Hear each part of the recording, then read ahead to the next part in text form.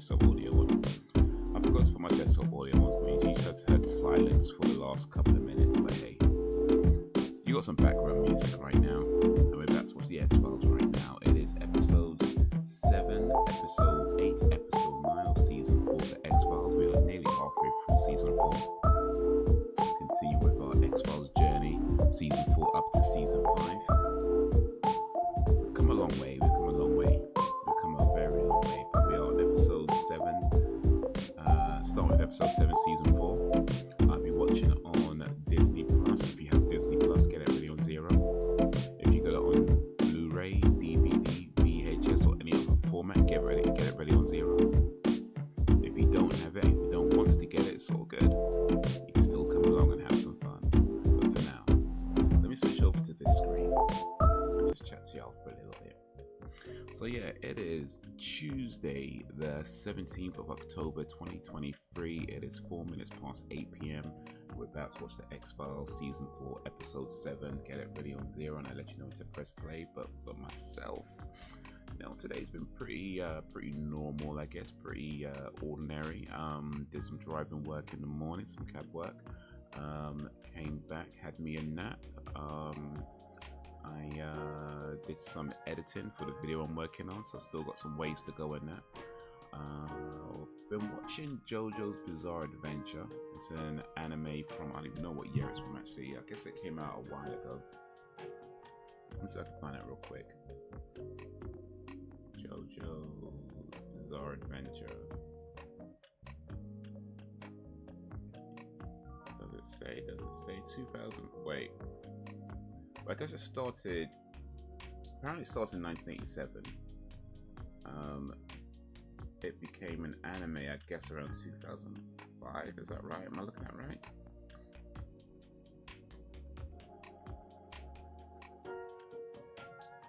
I'm not sure what I'm reading, to be honest with you. But it was an anime, it was a manga, excuse me, in 1987. I'm not sure when it became an anime. I'm not sure I'm reading these years, right? I might be reading something else.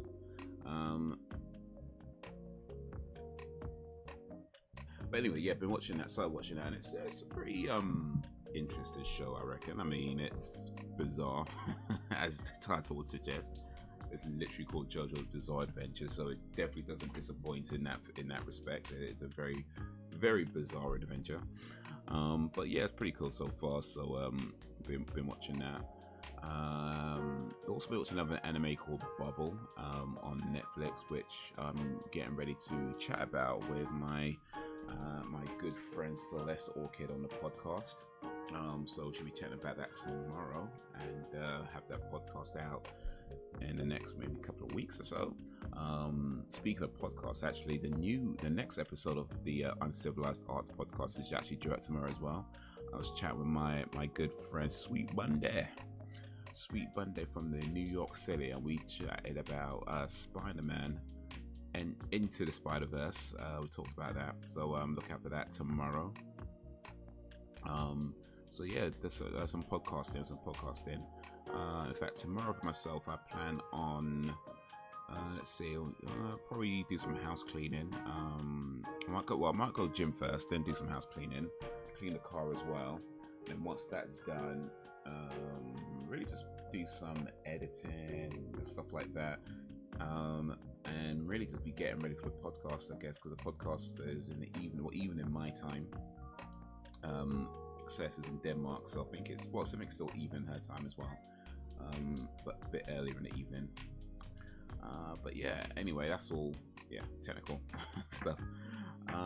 But yeah, that's been pretty much my day. So far. Hopefully y'all been having a good day. Been playing The Legend of Zelda, Breath of the Wild. Played a little bit yesterday. Well, I know I was playing it on stream last week, but it's such a big game. I was like, if I can get just a little bit of time to play it offline, then let me try and do that.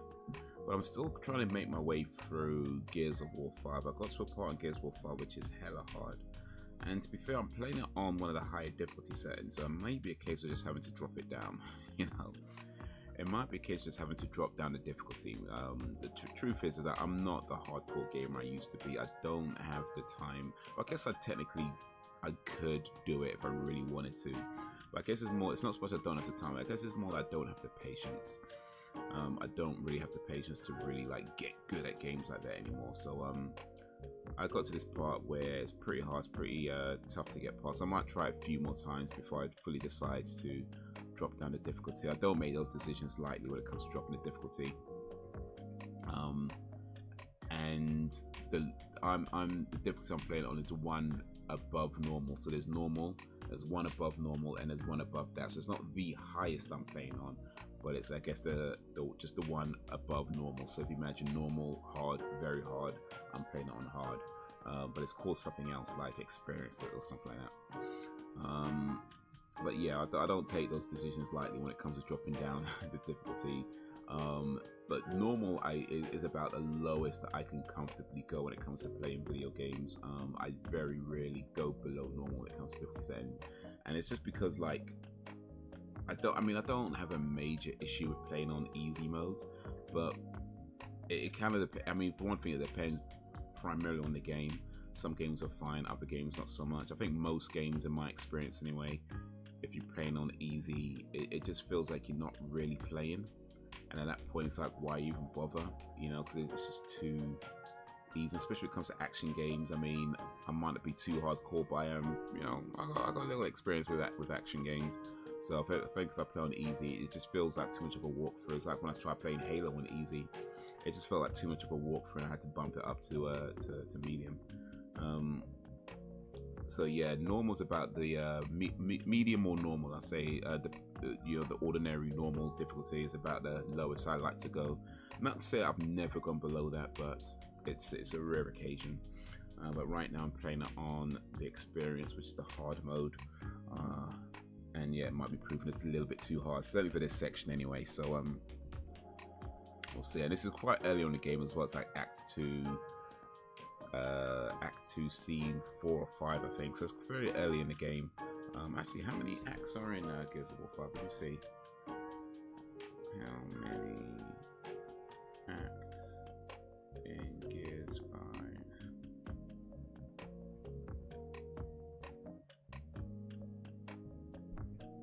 Split into 4 different acts. Okay, so it's maybe about halfway through the game. No, maybe not that early, so it's about halfway through the game.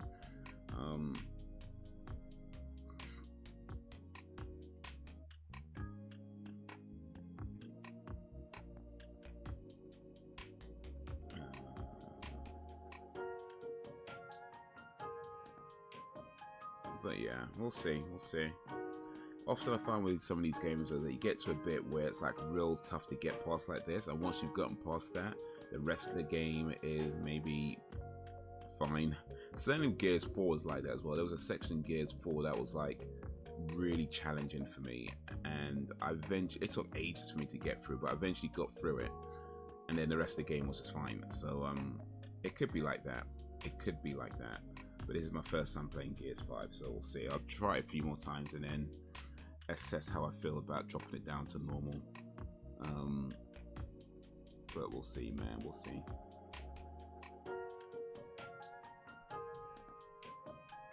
But yeah, I don't like to go below normal. Not that I never do, but I don't like to go below normal, because it's at that point it's like, why are you even bothering? You know what I mean? Why are you even bothering? In fact, I might even do a video about the whole normal difficulty thing, because like there's a big thing about it in the gaming community about whether all games should have normal. I don't believe all games should have a normal mode. I don't. 100% I do not. Even games that I've played that are way too hard for me, it's like they don't need a normal mode. They don't need an easy mode. Sorry, not all games need an easy mode. Some games fine, but not all games, nah. Yo, what up, Sam? Sam B in the place to be. How is ye on this Tuesday afternoon?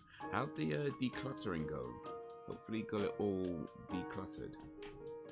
Hopefully there's no more clutter left.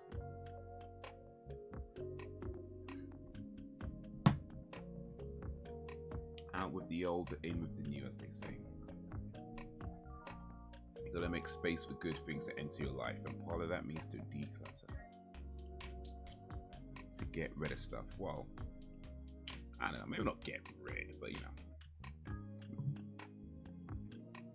Hopefully all the stuff you decluttered can find themselves a good home somewhere that's not yours.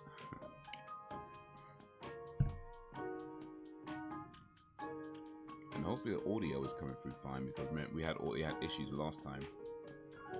I think those issues got cleared though. Like, it seems they're okay, so hopefully they're still okay. But you are the first one in the chat right now, so you have to let me know if the audio's coming through manky or whatever. As we get ready to watch the X-Files Season 4, Episode 7. Yeah, I got done what I wanted. It's not finished fully, but no hurry. Okay, cool. So most the important bits are done. Cool, gotcha.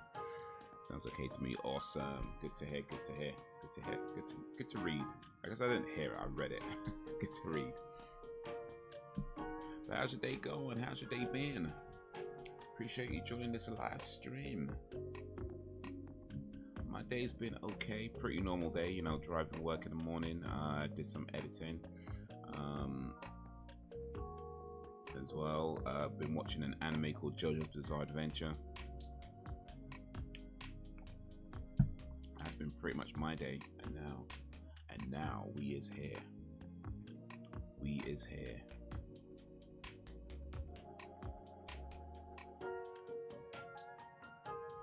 Hopefully you are ready on zero. Episode 7.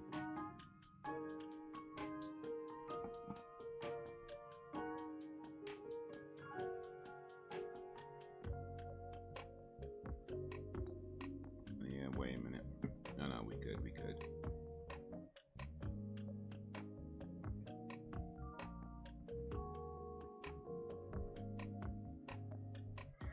Yeah, productive day. I'm ready to chill out now though. Awesome.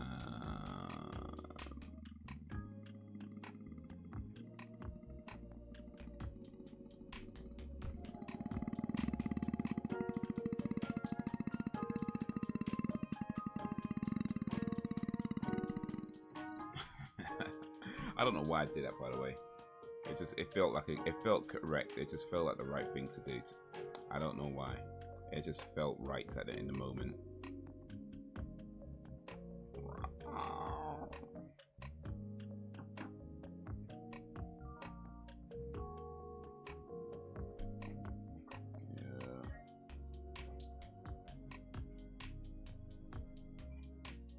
Yeah, I reckon. Speaking of decluttering, a lot of stuff behind me. Yeah, it's got to go, man. I mean, I still haven't decided what's going and what's staying, but I think I want to do it soon. Ideally before the end of the year, I think. Before the end of 2023. We'll take a whole bunch of this stuff down to a car boot sale and just put a price on it, be like, you know what, 50p, £1, whatever. You know. But yeah. I'm in my decluttering phase as well.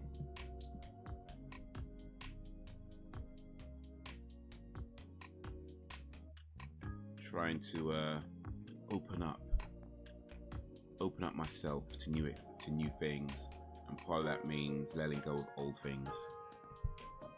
I'm not fully caught up on X-Files though. Let's stay on episode 6. Never mind. I've seen it before anyway. Alright, cool. Yeah, I've probably seen this before as well, but I think by now I've forgotten what's happened, so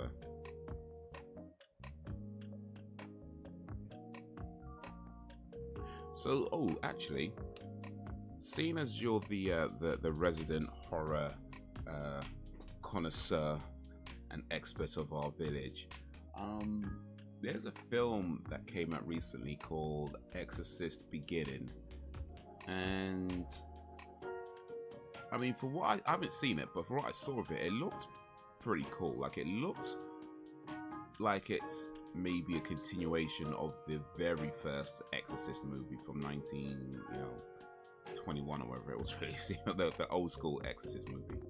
It looked like it was maybe a kind of a direct continuation of that. So, have you seen it? And if so, what did you think of it? Because it doesn't seem to be getting very good opinions, from what I can tell, which, is what it is, right? But yeah, I don't know. It looked cool. It looked cool to me. The imagery and the trailers and stuff look cool to me. But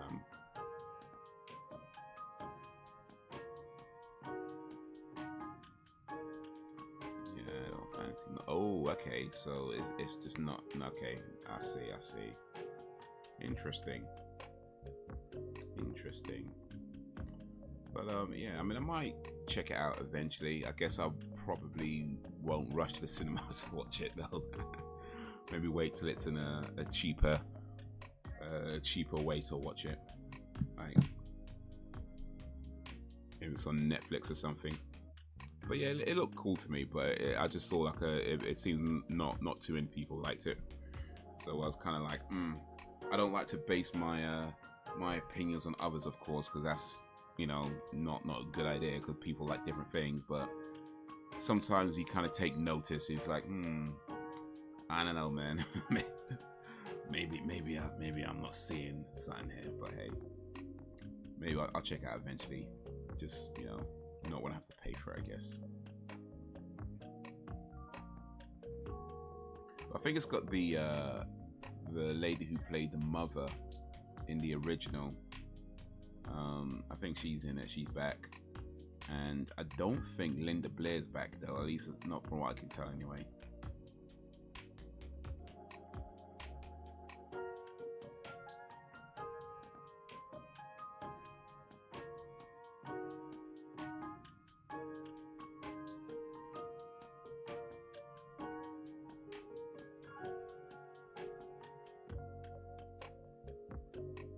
Oh wait, it's called Exorcist Believer, by the way, not Beginning. My bad. It's actually called Exorcist Believer. There is an Exorcist Beginning, but that's another film. This one's called Exorcist Believer. Oh wait, no, Linda Blair is back in it. Linda Blair is back.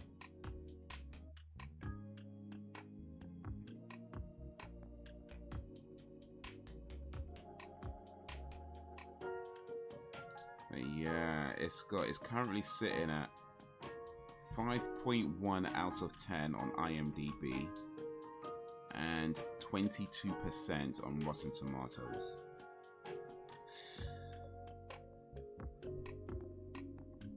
Wait, 22% is the critic score.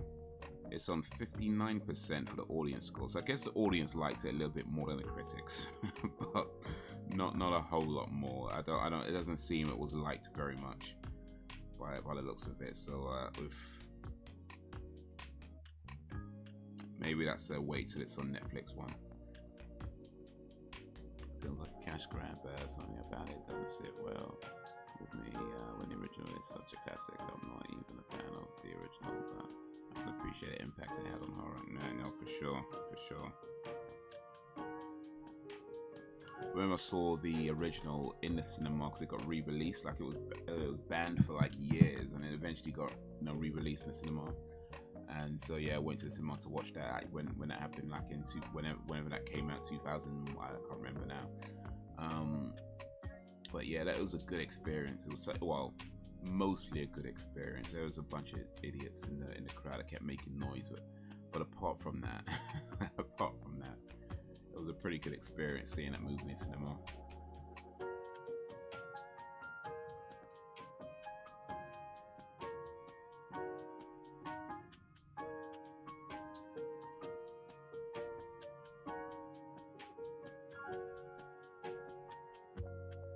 Not too often you get to watch old movies that get re-released.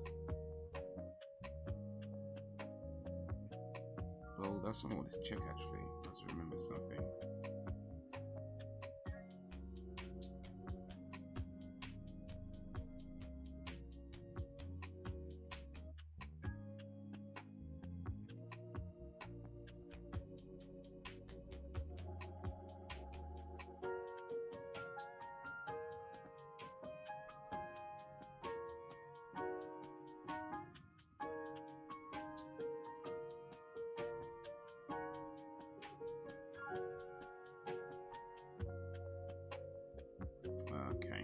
Just wanted to check some historical references about some characters that I saw, whether they're real or not. Turns out they weren't, but oh well. I've not come across a single person who said it was good. Oof. Wow. Wow. Wow. Yeah. That is very much looking like a waitlist on Netflix movie. Not a single person. It's also made by two guys who did the recent Halloween trilogy. I can't forgive them for Halloween Ends. Oh, speaking of Halloween, actually, did you see they're doing they're planning, rather, I should say, a Halloween cinematic universe? Did you see that? Like, I didn't read too much into it, so I don't know the details of what exactly that means. But Halloween, let me see if I can find it real quick. Cinematic universe. But I guess it means when they talk about cinematic universes, it usually means like, oh, I can't find a news article no more. But yeah, it usually means that you know, there's gonna be multiple movies, maybe some focusing on different characters.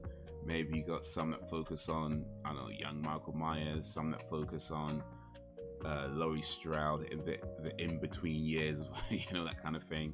You got stuff that might focus on Sam Loomis, and then, I don't know, maybe stuff that focuses on Paul Rudd from Halloween 6, you know. That's typically what people mean when they say cinematic universe, just a bunch of movies all connected together, you know. So bruh, I don't know if that's a good idea, but that's the latest news I heard on that. But yeah, let's get this show on the road, shall we?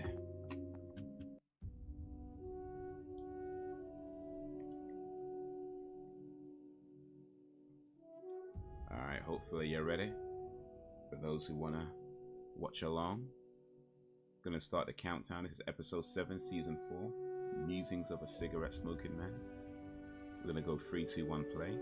So in 3, 2, 1, play. For nothing can seem foul to those who, okay, rats. No cash grab. It feels like they don't care about the films. They just want the cash they bring. Oh no, for sure, for sure.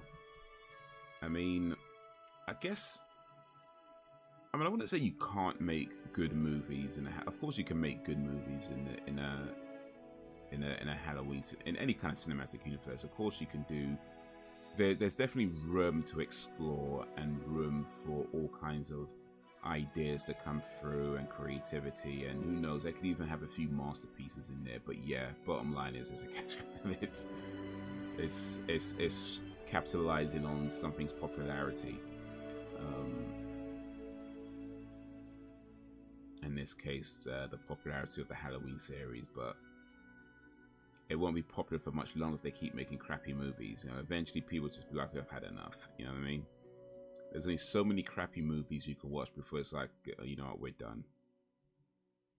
We're done.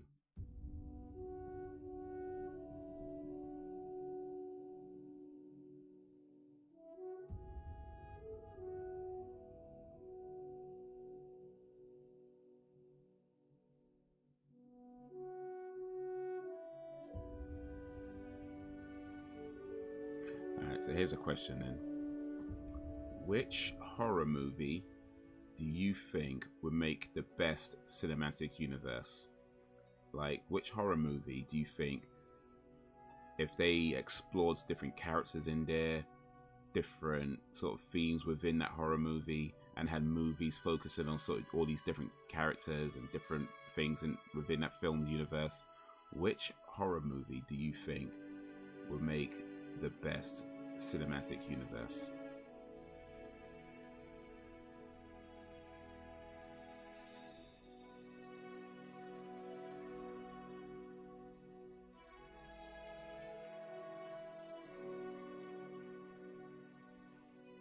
Oh, they got his attention now, huh?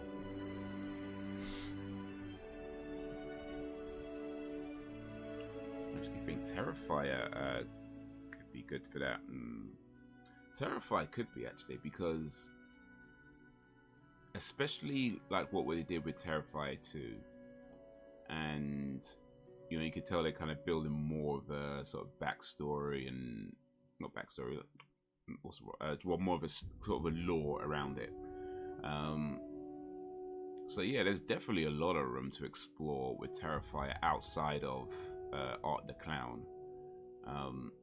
Though of course, you know, he's still the main guy. He's still the main guy. But yeah, and he got the other girl, that one that was in his head, that clown girl that was all in his head. There could be a movie focusing on her, or why he started thinking about her.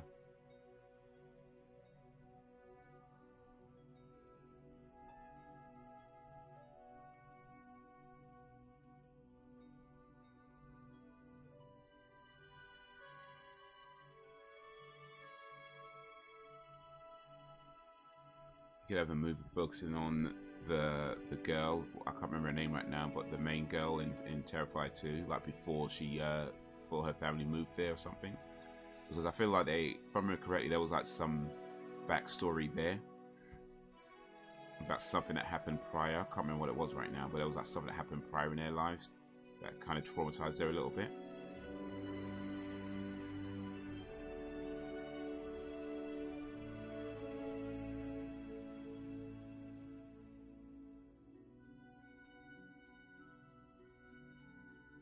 (1962). We going in.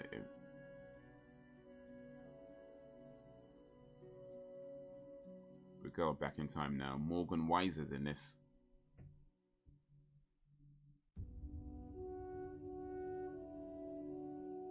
Morgan Wise was also in Space Above and Beyond.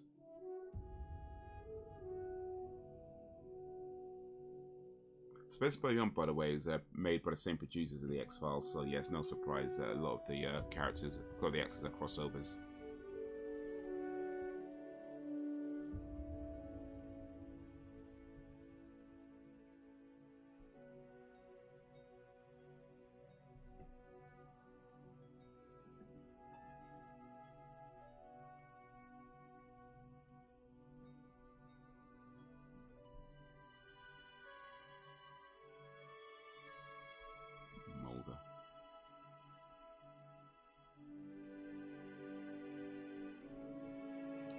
Backstory they could explore. His victims, he seems to possess the final girl back story with her dad. Those of avenues to explore, yeah, indeed.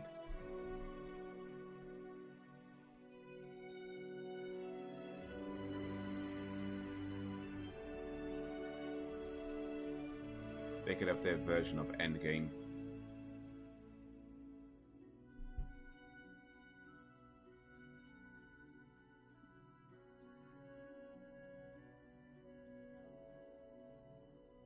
But yeah, not every film's franchise needs to be a cinematic universe, though.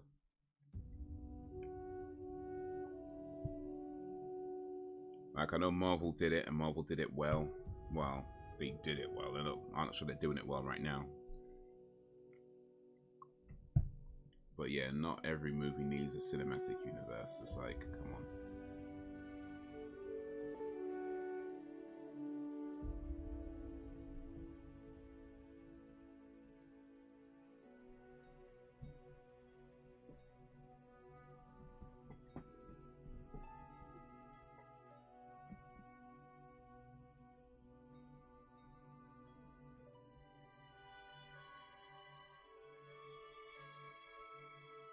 What do you think would be a good option for it? Yeah, Terrifier is a good one. Since you already picked that, let me try and pick something else. I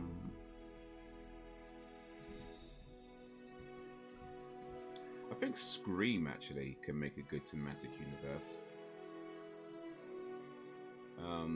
Because like there's already, you know, a lot of different characters, a lot of different backstories. And the whole thing about Stab, you know, the movie within the movie, and the fans of Stab, and how that film affected them and how they made them create. You know, there's a lot that goes on, sort of the backstories of Scream. So yeah, I feel like that could make a good, interesting cinematic universe. Not that they should, by the way. I think it can make a good one.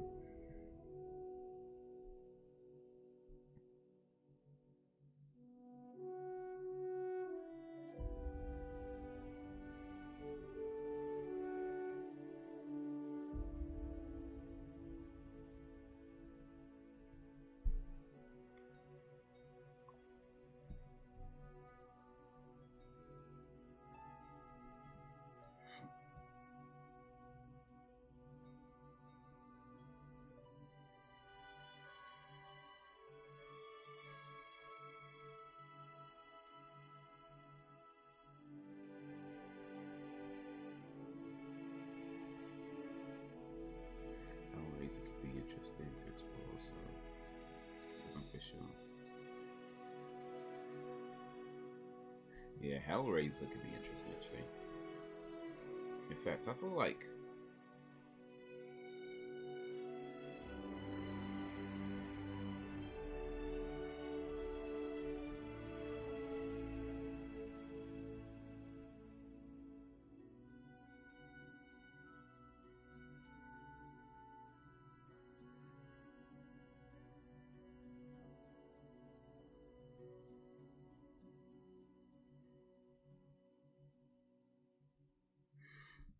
because with Hellraiser, I felt like one of the things that was really missing from that film that could have made it just that more interesting is if we knew more about Uncle Frank.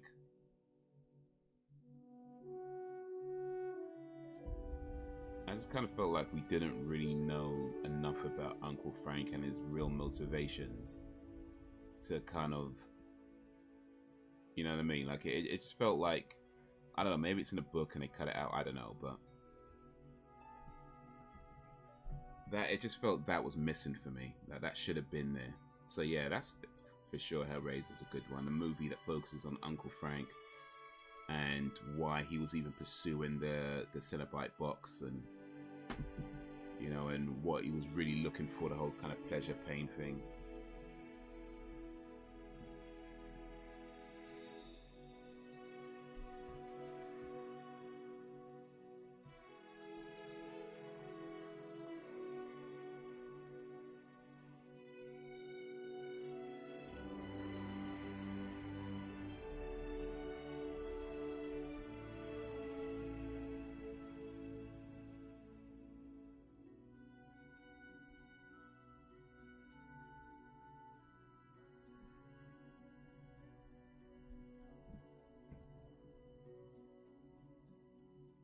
Frank, and each villain could have a backstory. And the Cenobites as well. Like, I guess to be fair, you don't really need to know too much about the Cenobites. They're kind of supposed to be mysterious.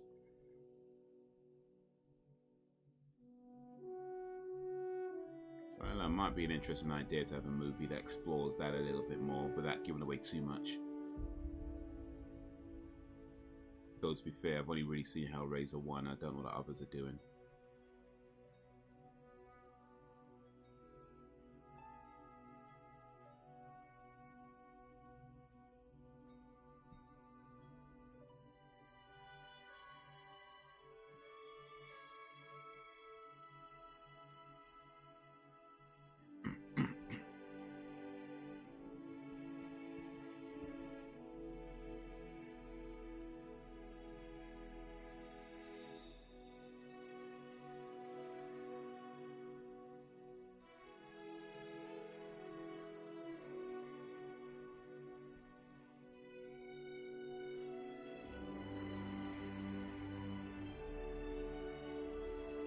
Texas school book depository. Alright, so what's the X was trying to say? That it was a smoking man that killed JFK.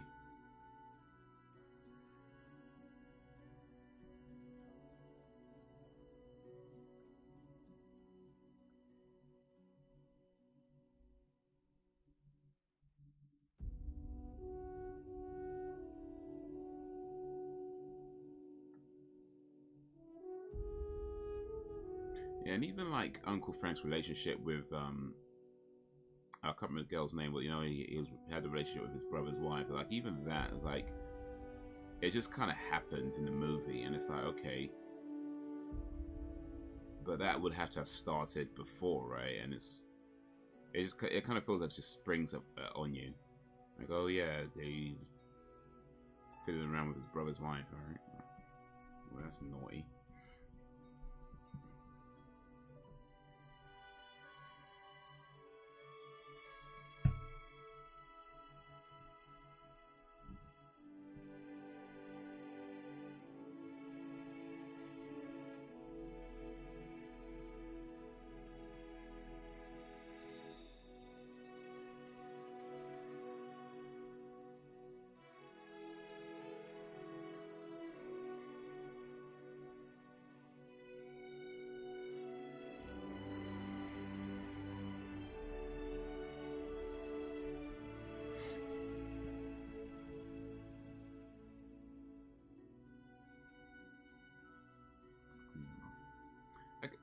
I guess the truth is, like, you could probably take any series of movies and make them into a cinematic universe, and you could probably get some really good stories and really good movies out of it.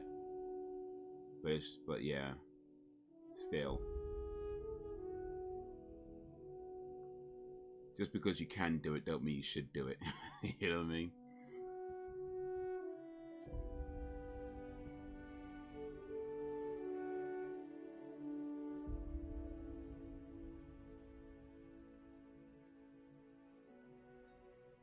They could, but they shouldn't, indeed.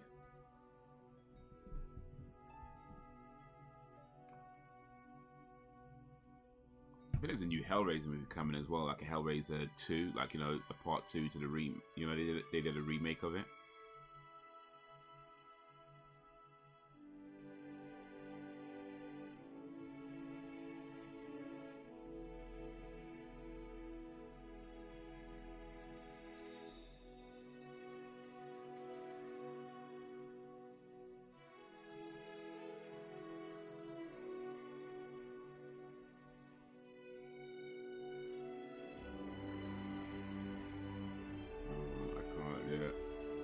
I haven't seen the remake.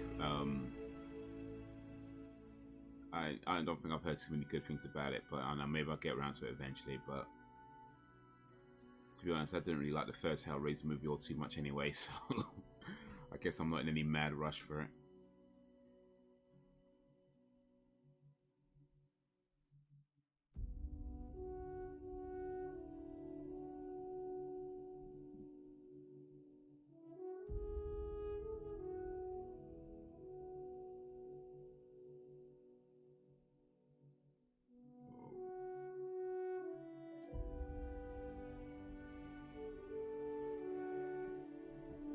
Another remake.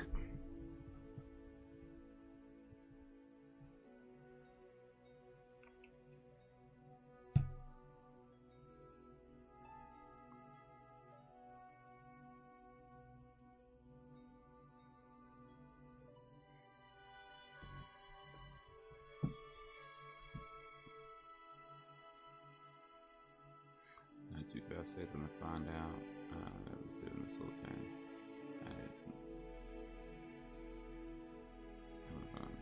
It's one of the best in the franchise. Well, this is it. Sometimes, yeah, you have every reason to think something's just going to be uninteresting, piece of crap, but keep an open mind, because, like I say, it just might be just might be way better than you think it's going to be.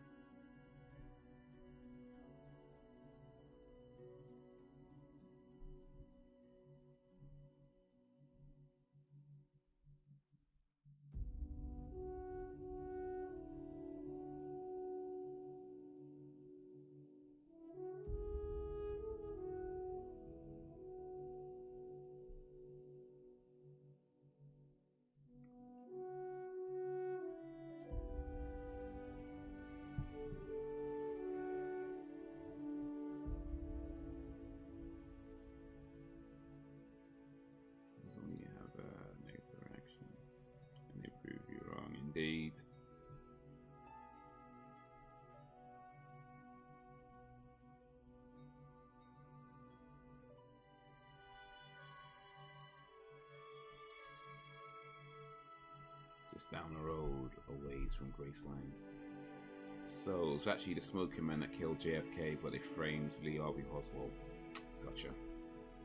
But yeah, I mean, that's like with you know, Robert Pattinson when he was cast as Batman, and every brother and his mother was like, "Oh, this is gonna be terrible. How can he play Batman? He can't do the role. Blah blah blah. You know, this guy from Twilight. What's he gonna do? He's gonna be rubbish. He's gonna ruin it." Da da da. That movie came out and everybody was silenced. You know, everyone's like, all his naysayers were just silenced because he owns that role.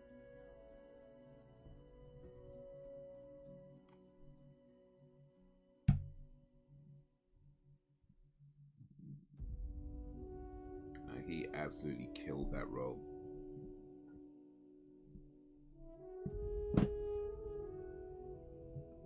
And that's definitely one of the better Batman movies, in my humble opinion.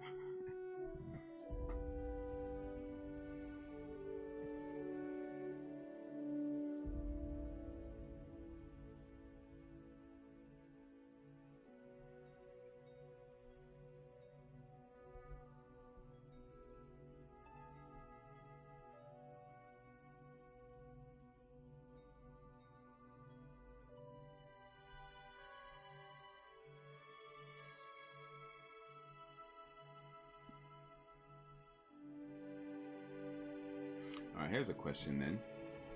Apart from Saw 10, which other movie did you, or let's say, or a movie or actor that you thought was going to be rubbish that turned out to be brilliant? Like, which movie did you think was going to be lame, turned out to be great? Or which actor do you think was going to be a rubbish actor in the movie and it turned out to be great? Apart from Saw 10, we already said that now.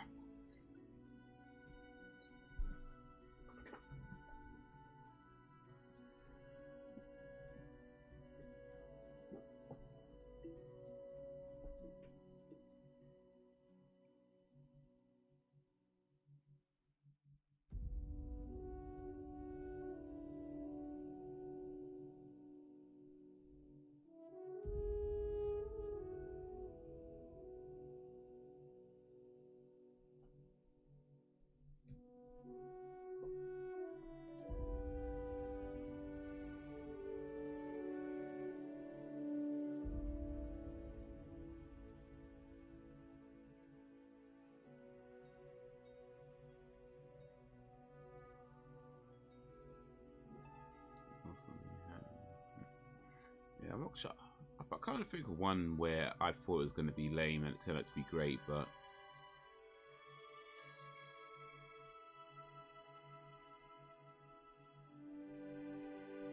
I'm not sure there is one really. I mean, maybe, I don't know, maybe from like years and years ago, but I don't think there's been one in recent years at least.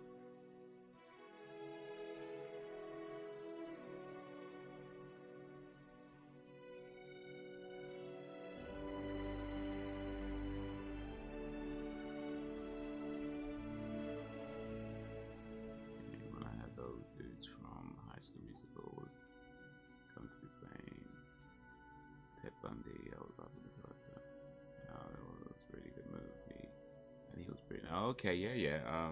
Zac Efron. Zac Efron is such an underrated actor, in my opinion. I've seen him in quite a few movies now, and I actually really liked him in High School Musical. I ain't gonna lie, man. Those movies were great. Well, the third one was a bit, but part 1 and 2, High School Musical 1 and 2 were fantastic. So yeah, Zac Efron, I've kind of had my eye on him for a little bit. He's a good young actor. So yeah, he did well as Ted Bundy. I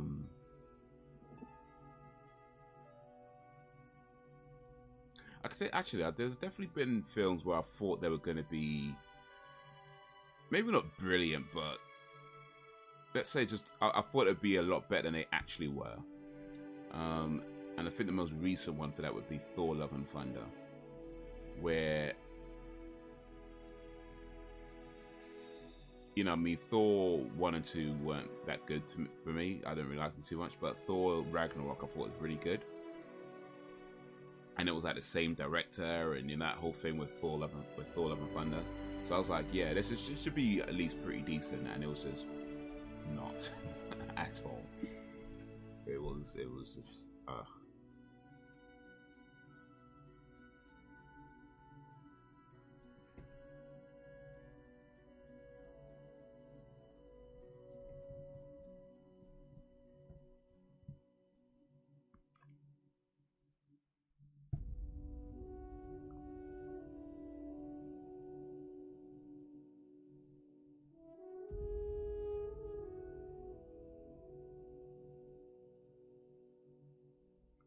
Zac Efron, by the way, he's in you know the Baywatch movie with The Rock, and I mean that movie's terrible. By the way, that is, I don't know if you've seen it or not, but if you haven't, well, just watch at your own risk. Put it that way.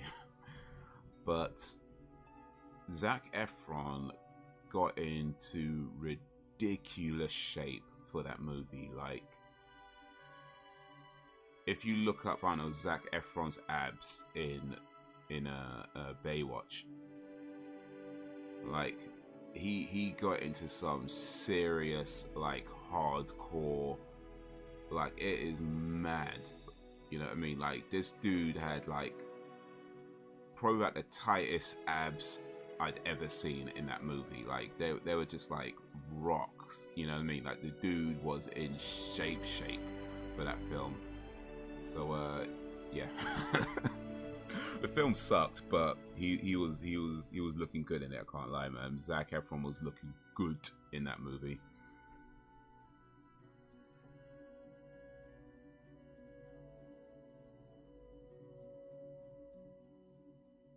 But those kind of ab muscles are just not sustainable. Not for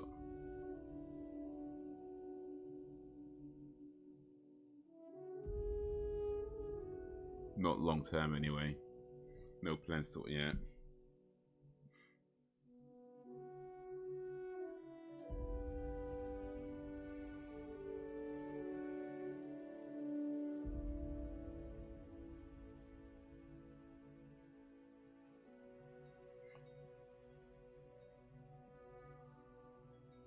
He ain't my type, but he sure is pretty to look at. Wow. Can't lie, man. That is the truth. That is the truth. He's a good looking fella.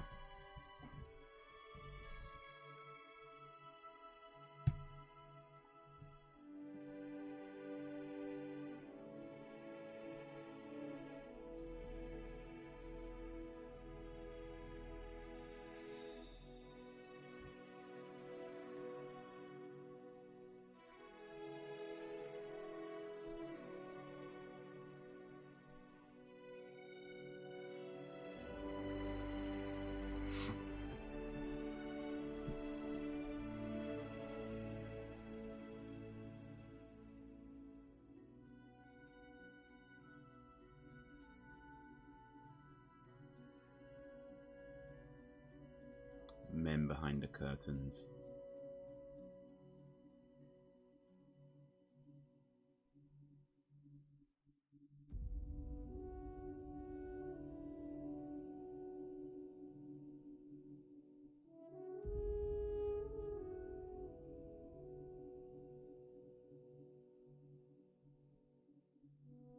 $1991. You don't hear much about MLS's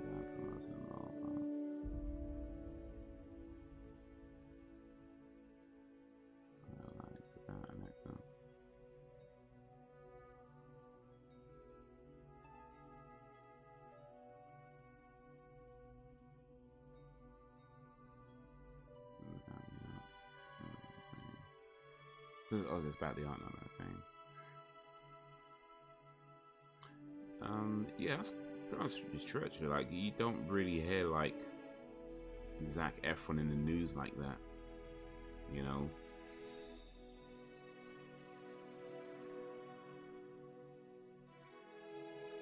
Which is yeah. I don't think, yeah, at least, I mean, I don't think I've heard about him in the news like that. And well, to be fair, I'm probably not paying that much attention to the news that way. But still, some people just hear about either whether you like to or not. You know what I mean? Some people just stay in the news. You know what I mean? Like, whether you want to hear it or not, they're just putting their business out. Putting all their personal business out into the world, whether you want to hear it or not. Some people just stay just yapping their mouths about everything.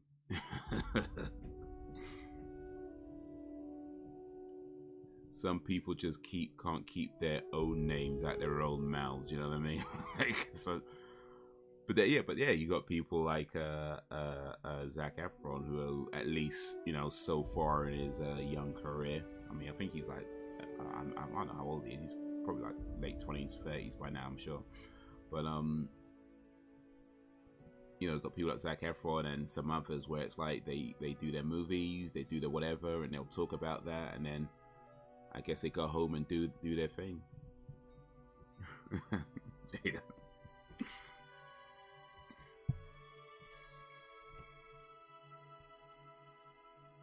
Right, some people just, yeah.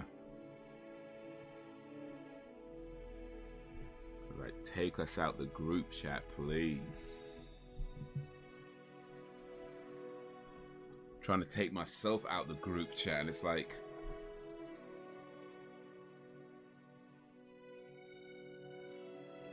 you know, when you remove yourself from the group chat and somebody puts you back in, it's like, flipping hell. That's what it feels like right now. Somebody just puts you back in. Somebody just adds you right back. And it's like, man, come on. I don't need to know all this. I don't.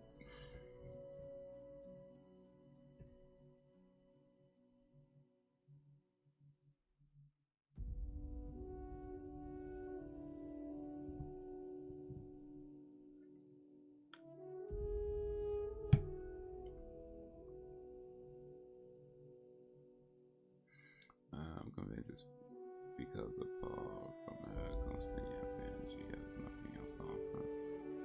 There could be some truth to that. I mean, I ain't no psychologist or whatever, but you know, when you know you're with somebody who's far more famous than you are,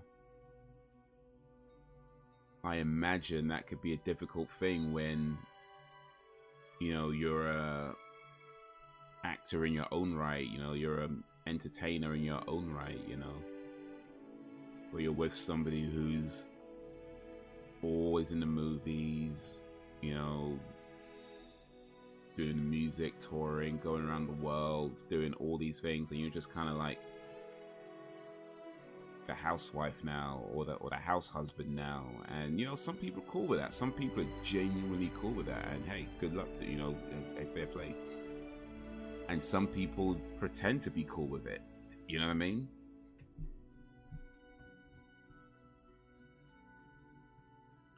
Some people say they're okay with it, but deep down they're not really. And I imagine it's just a tough thing to deal with. So I don't know. The kids, that's yeah.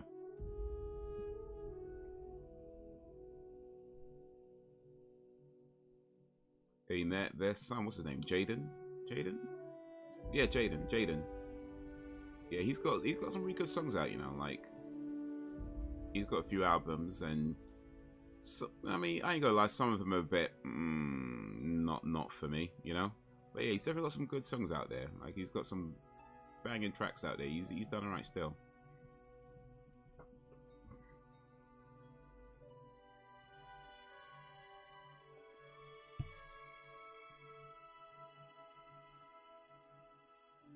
Just want to get to know that's the thing. Not trying to be honorable. She just doesn't have as much talent.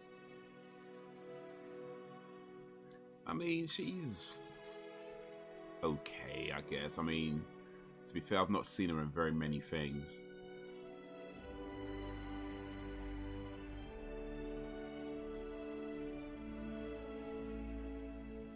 She was in was it Scream 2 in the opening scene, and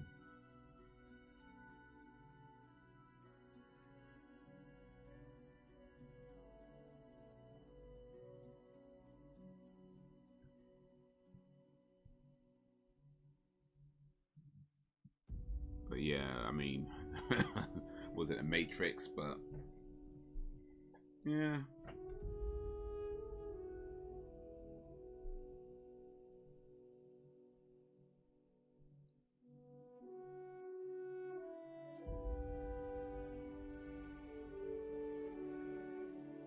Have you seen this clip going around? It's an old clip of Will Smith. I don't know what year it's from, but it's an old clip of Will Smith. I guess he's talking to some crowd or something like that. And he was talking about why he wanted to become an actor and why he, you know, wanted to become famous.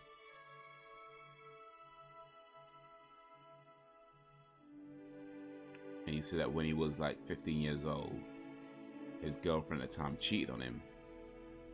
And he thought to himself at the time that if he became, you know, the most famous person in the world, no girl will ever cheat on him again.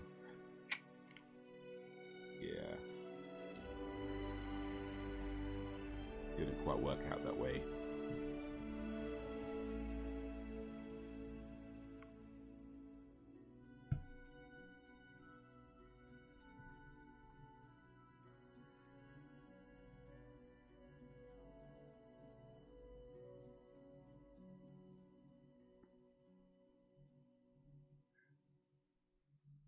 Acting ability in Scream 2 was questionable. It was good opening, but she didn't act well. Yeah, and I think that's fair. You know, it just felt regular. I mean, I guess that scene didn't necessarily need the best acting in the world or whatever, but it still just felt like, you know.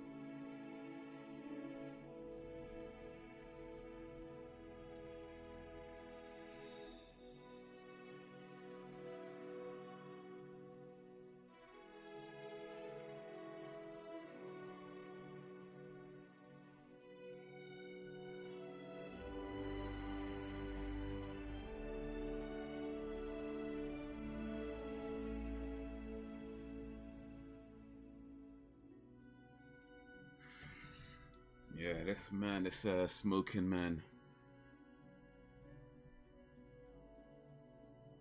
I guess he's done a lot of bad things.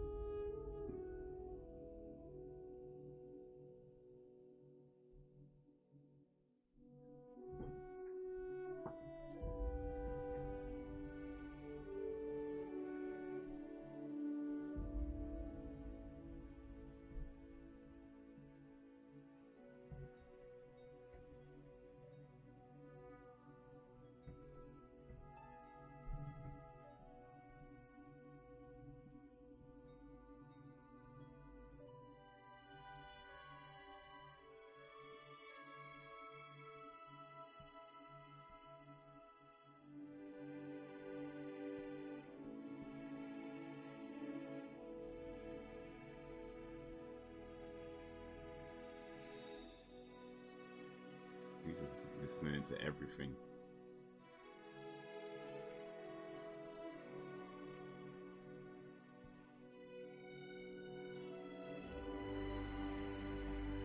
One thing humiliate him publicly like she did. Nah. Yeah, there's a point where it's like, bruh, come on. I mean, I don't know what their deal is, but there's a point where it's like, come on, enough's enough. But then again, I think to be fair, like they're both weirdos, aren't they? Like, you know what I mean? Like they're both kind of weirdos when it comes down to it. So maybe they're just right for each other. Maybe they're exactly right for each other.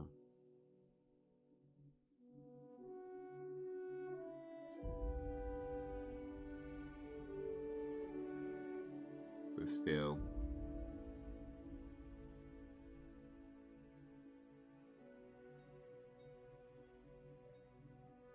She had sex with a dude half her age who was a recovering drug addict that she was supposed to be helping. That's way weird.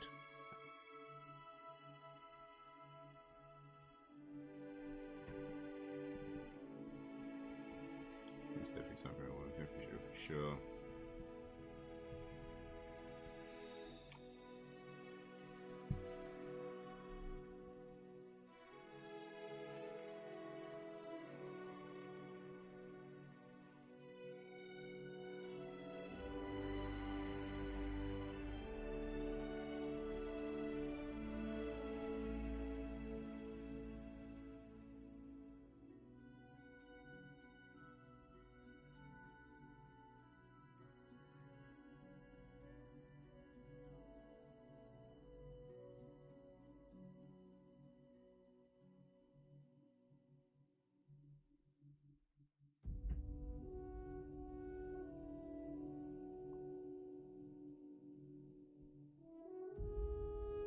Wonder if they were both on that secret flight log.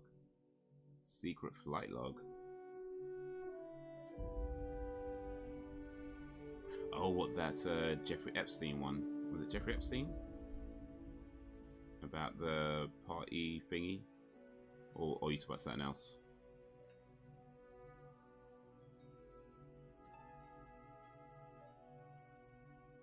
I think they were, you know. I don't remember, but I remember reading the list at one time.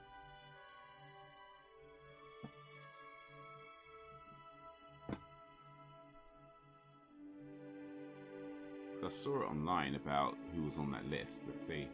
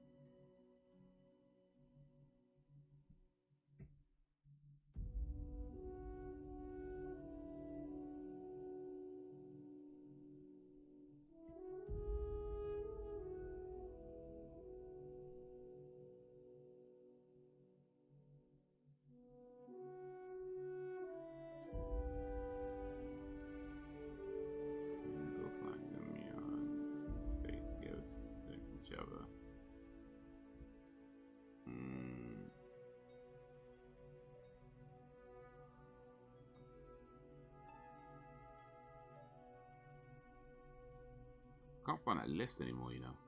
Oh wait. I'm sure I read it sometime, but now I can't even find it. Oh well.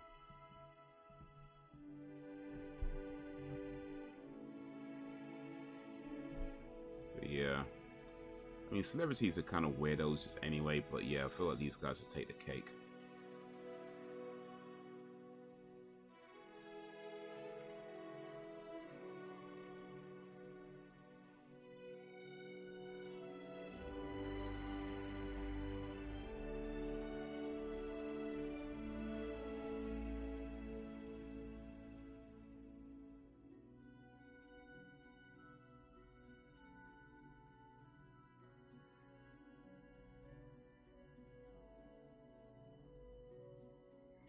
Yeah.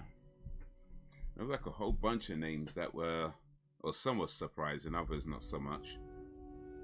I can't remember though if Smith's nose on it specifically, but I feel like I remember reading it, but I don't know, man. I don't know. Make it seem normal, for real.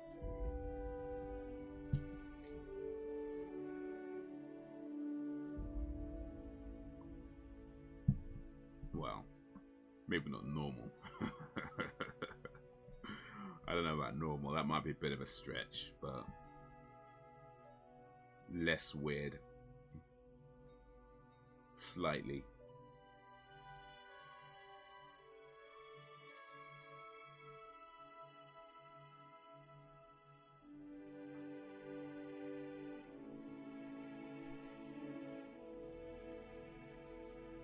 All that just to not pull the trigger though.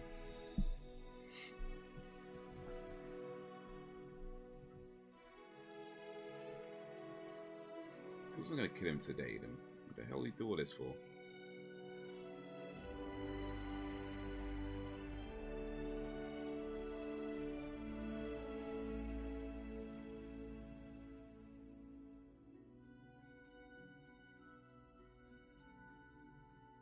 We're not underage. Well, yeah, that, yeah.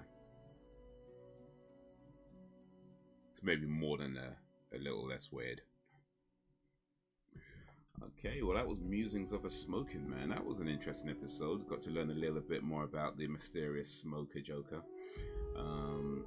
Apparently he killed JFK and Martin Luther King and blamed it on other people.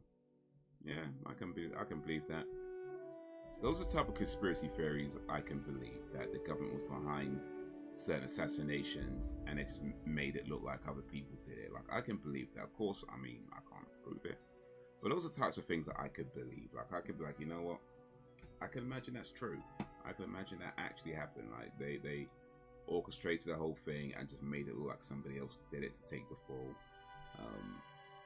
That is believable to me. That is not too far of a stretch.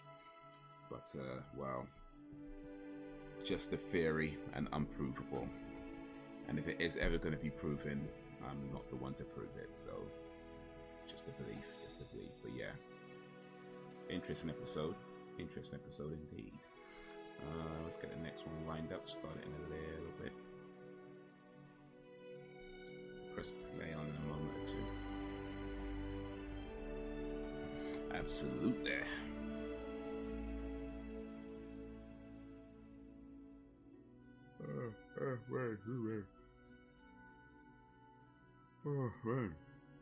But that's the thing about conspiracy theories in general. Like, when I come across them, like, I generally don't get into them all too much.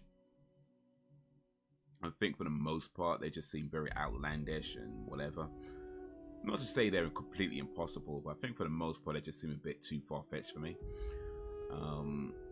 But yeah, every now and then you come across something where it's like, you know what, that is actually believable. That is very believable. But in the end, it's like, can't prove it, so it's just a theory. Alright.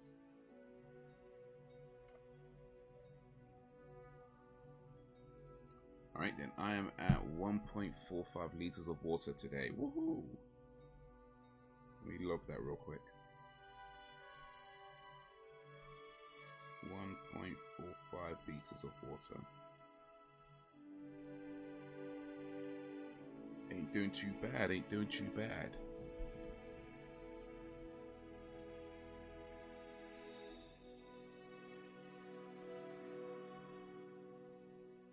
Ain't doing too bad at all.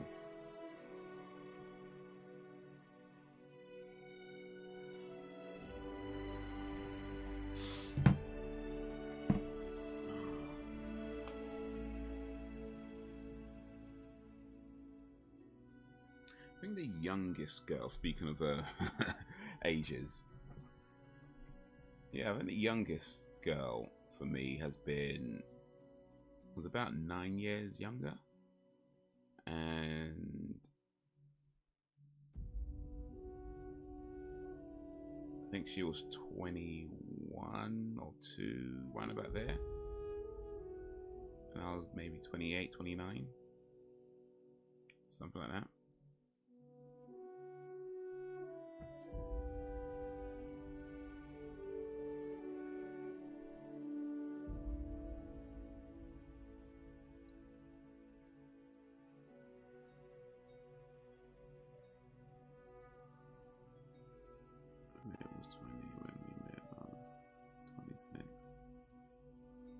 Like, so you're older than him.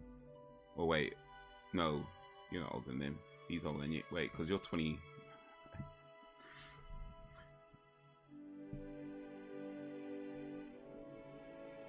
So you met 3 years ago when you were 26.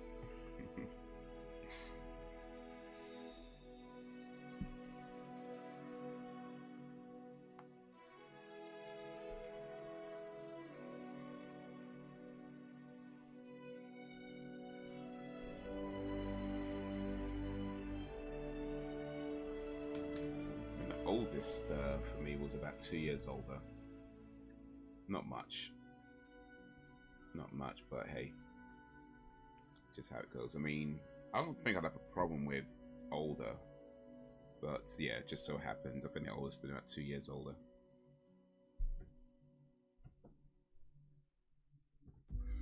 Used to be older than him until it was like, you know what, this girl has stopped at 29. 29 till the day I die.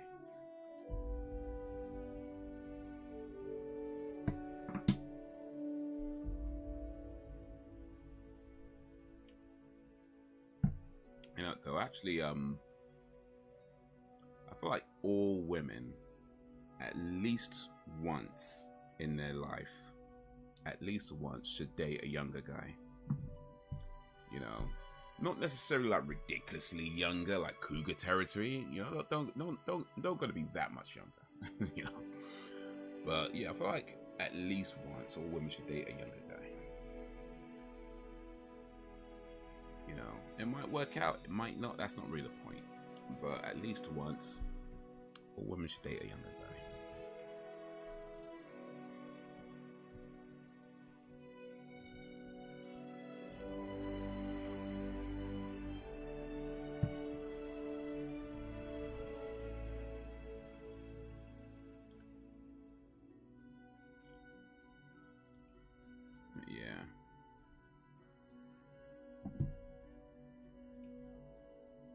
Gotta be careful though.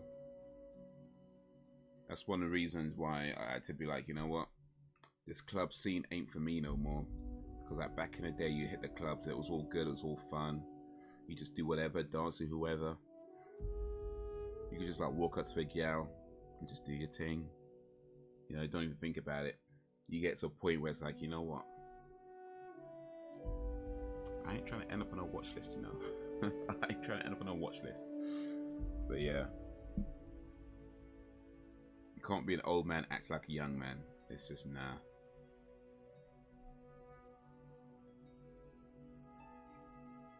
Hey.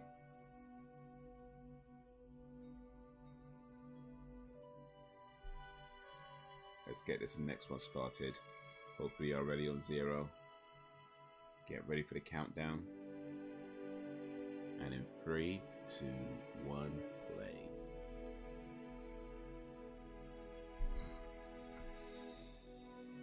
Real though, I feel like 29 or any kind of like say mid-20s to mid-30s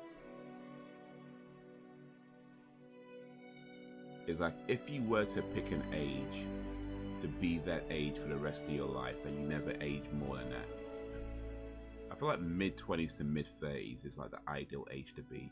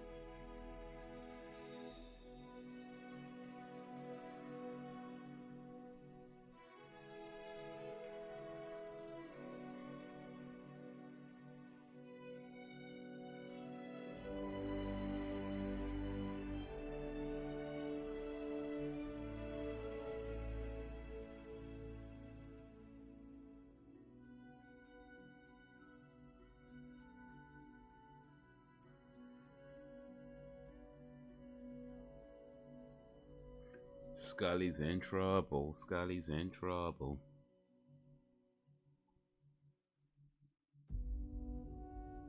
That being said, though, I'm not sure I'd want to be the same age for the rest of my life. Like, imagine like just being like, you know, just never getting older. Like actually just never aging. Like, I feel like it'd be cool for a little while, you know, for a few years maybe like 5-10 years it'd be cool. But then after that, I don't know, it just feels like that would just be boring, like never actually aging, and everyone else around you is getting older and you're just staying the same. I don't know if I'd want that. I'd have to have like maybe myself and some other people around me that don't age as well. I don't know if I want to be definitely don't want to be the only one not aging. But then again, if you're like, it's like a few of you that don't age, then you're kind of stuck with the same people the rest of your life. I don't know. I mean, sometimes like no matter how much you like somebody, you might not necessarily be with them for the rest of your life. You know what I'm saying? You live with it. Yo, what up, Frederick?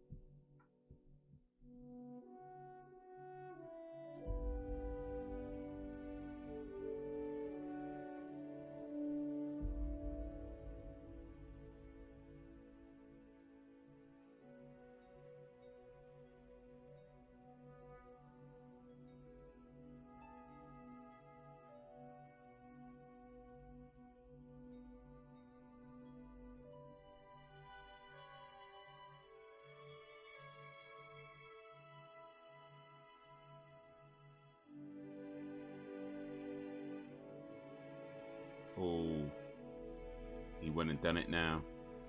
I do. I pay so much. Thank you.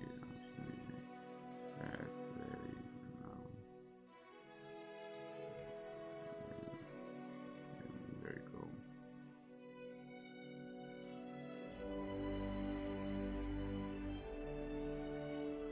This guy's traveling with the wrong papers.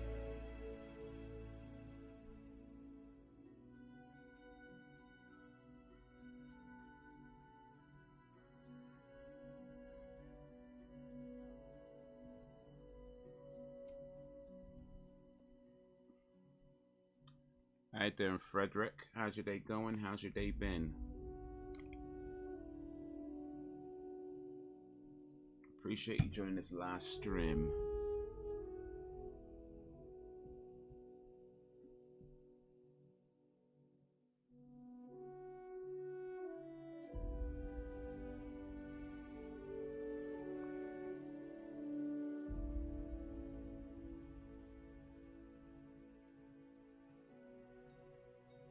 Kim Manners.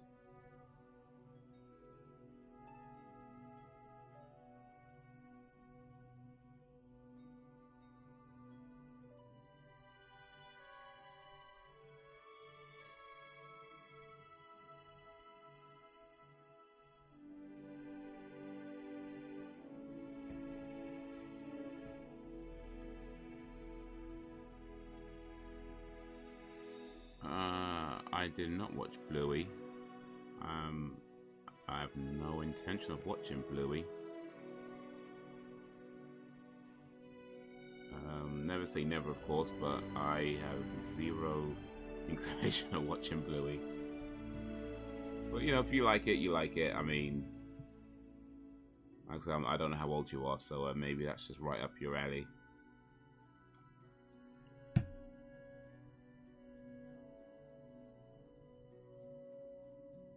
Maybe shows like Blue is just right perfect for you. But I'm good.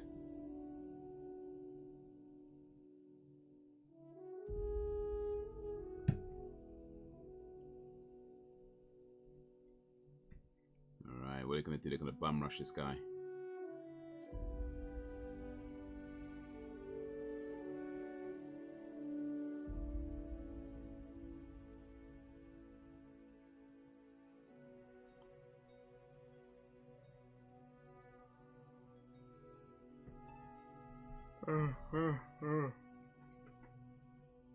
Excuse me.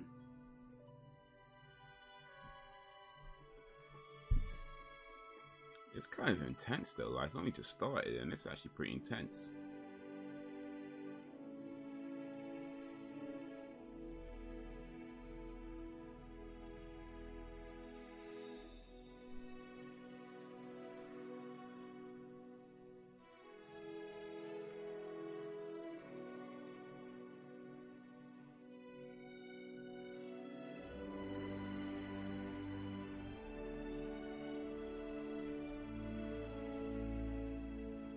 You don't want to hear anyone?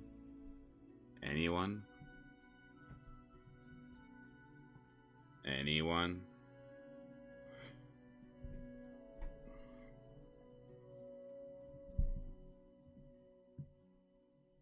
Yeah, hate's a strong word, I think, to be honest. Like, I think you can't really hate somebody if you don't actually know them. You know what I mean? Like, you can't really, I mean, you could have maybe a dislike of something they might have done, but you can't really hate somebody if you don't really know them, I think. Like, you have to know them first. And then be like, yeah, actually, I do hate this guy like this. That's because I don't care enough about, well, there you go.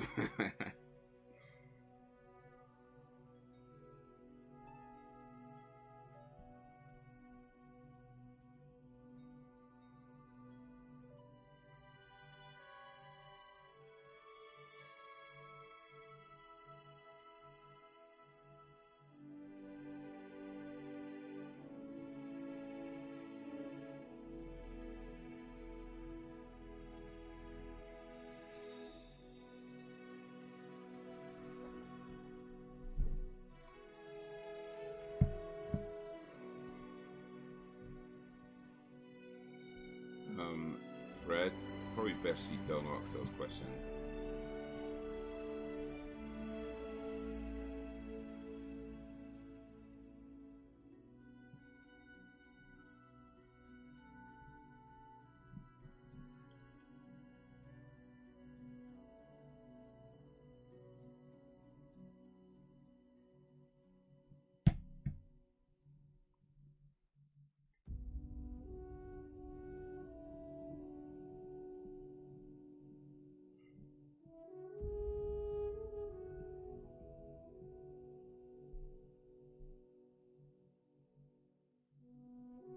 Yeah, just best you don't.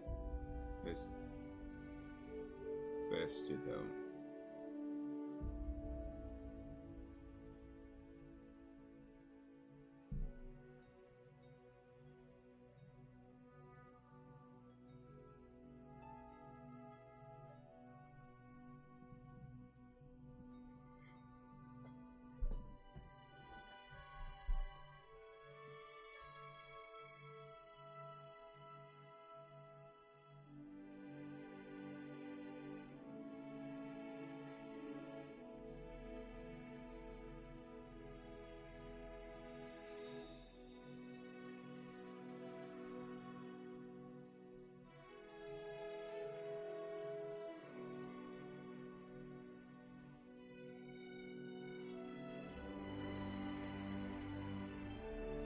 I not swear.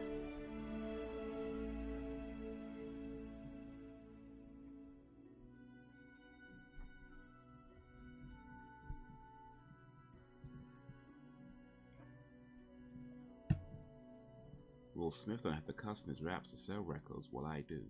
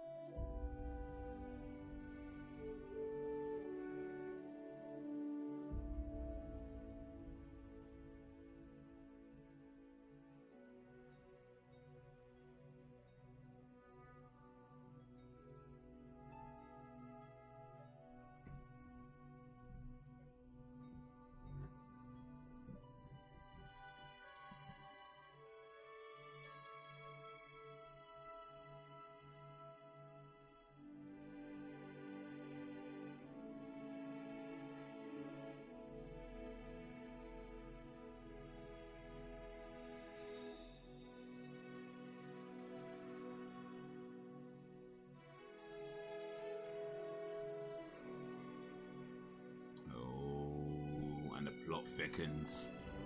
And the plot thickens.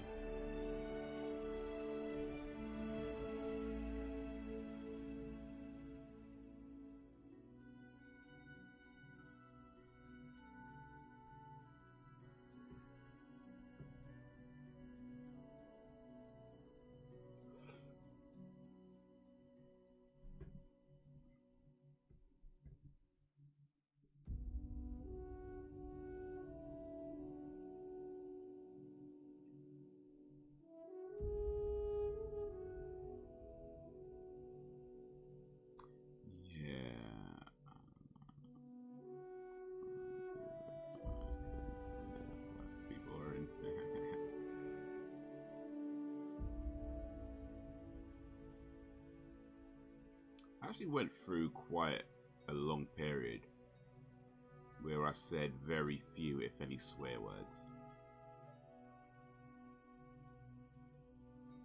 And even now, like, I don't really use a lot anyway, just kind of how it is. I don't really use a lot of swear words just anyway, but I'll say I'm definitely a little bit more loose with the F-bombs now than I was. Like, when I was like sort of teenage years, I'd swear a lot. Like, it was just like, you couldn't even call it swearing. It's just like how you talk, you know what I mean? Like, it was just, that's just the language. It's like, it's how you would speak.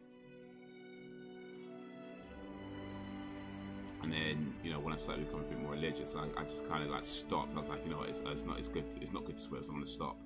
And I literally just stopped for the longest time. But these days, I feel like I have a different understanding of what we call swear words, so I'm a little bit more okay with using them now.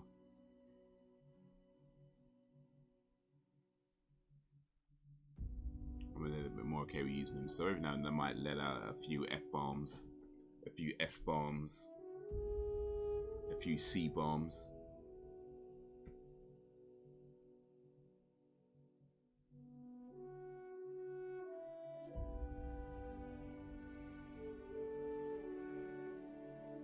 Is that kryptonite?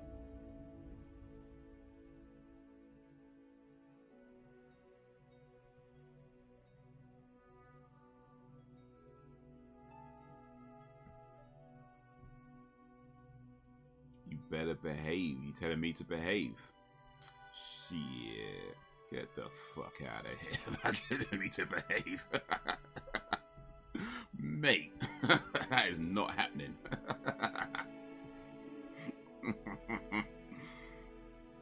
Telling man to behave, you know, like raw. Listen, that is not happening. Behave, raw. Getting told to behave by a child, you know. Well, didn't have that on my bingo list or whatever.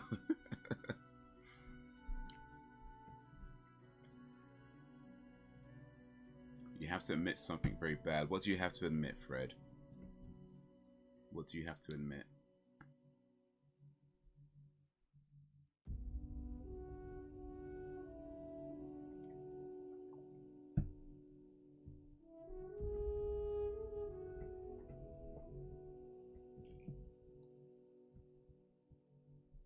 Skelet's in good shape for an old man, you know. I guess he's not old, but you know.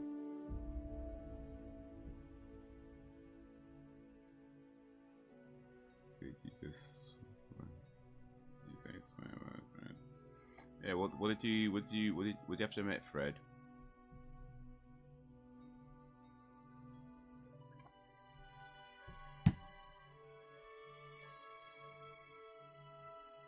Which word did you say?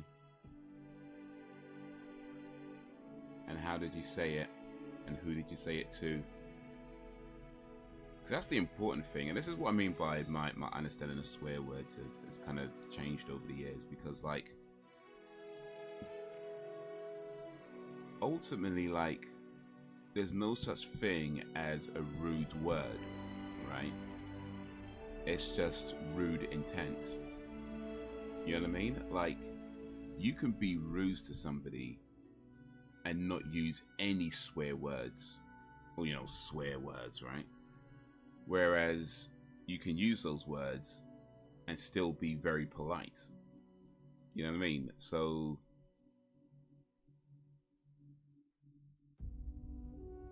depending on what you said, how you said it, and what you meant by what you said would determine whether it was being rude or not. But words can mean different things depending on, you know, context, culture, you know. I mean, any word is really is a sound that we give meaning to, right? And by now, I feel like it's fair to say that a lot of what we consider swear words, vast majority of people don't necessarily attach a rude meaning to it. At least not in all circumstances, depending on, you know, how it's used, how it's said, content, you know, so on and so forth. So yeah, Fred, which words did you say? How did you say it? And who did you say it to?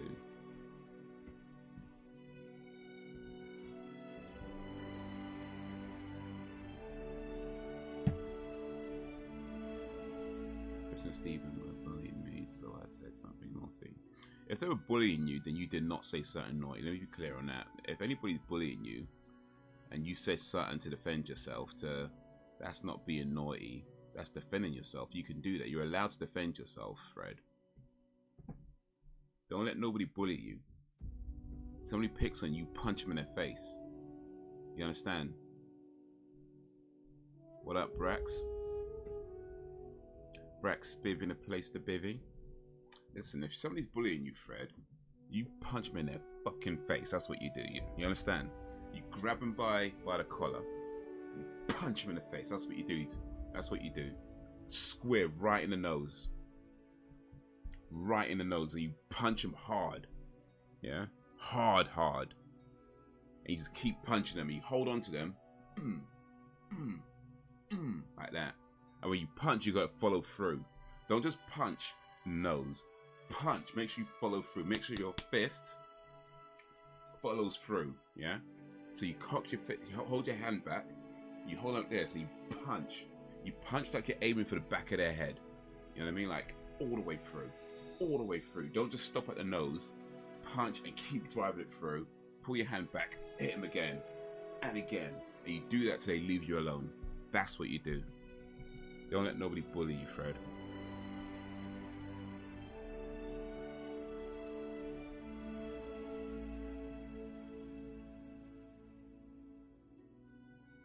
I felt like I did bad thing. It's not bad to defend yourself. They're picking on you. You're allowed to defend yourself, Fred. If you start fights, that's a bad thing. But you didn't start it. They started it. And you're allowed to defend yourself. They won't leave you alone. You're allowed to defend yourself. But when they stop, yeah, and this is very important, Frederick. When you defend yourself, once they stop fighting you, you have to stop fighting them. That's very important. You have to remember that. When they stop fighting you, you stop fighting them. Because if you keep fighting them after they stopped, then you become the arsehole. And you don't want to be the arsehole. So you fight back enough to defend yourself. Yeah? But once it's over, you stop. Once they leave you alone, you leave them alone.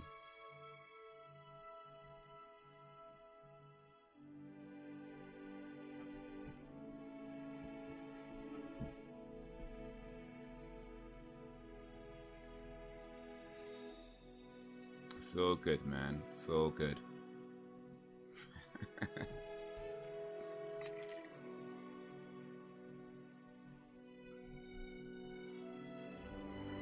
Have you told your teachers, by the way, Fred? Because you should probably do that first. And tell your parents as well.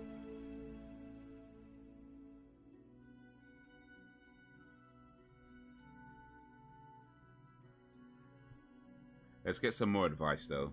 What should Fred do to about the bully? What does everybody else think?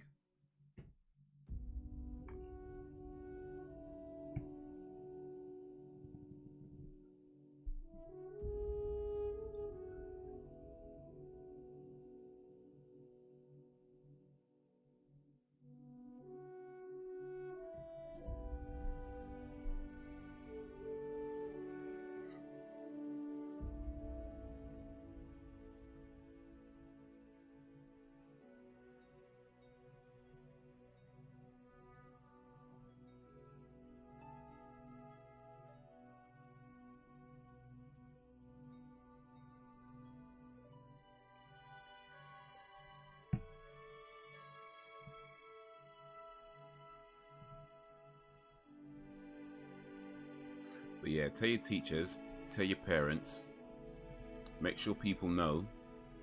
If you haven't already, do that first. Make sure you tell them to stop, by the way, because you got to try and resolve it amicably, right? I'm trying to give sensible advice now, by the way. Make sure you try to resolve it amicably. You know, try to say, hey, look, it's not called stop. Tell your teachers, tell your parents. And if it still continues, if after you've told your teachers, you've told your parents, you've tried to reason with them, if after all those things they still continue picking on you, ain't not wrong, punch them back. I ain't gonna lie to you. At that point, punch them back. If they won't leave you alone after you've tried to resolve the issue,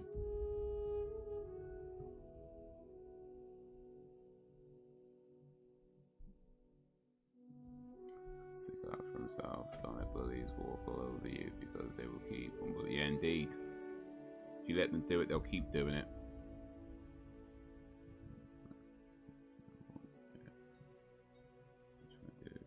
Tell Mr. Buckley. First of all, anybody who says fist sandwich is a pussy. So don't even be scared of that.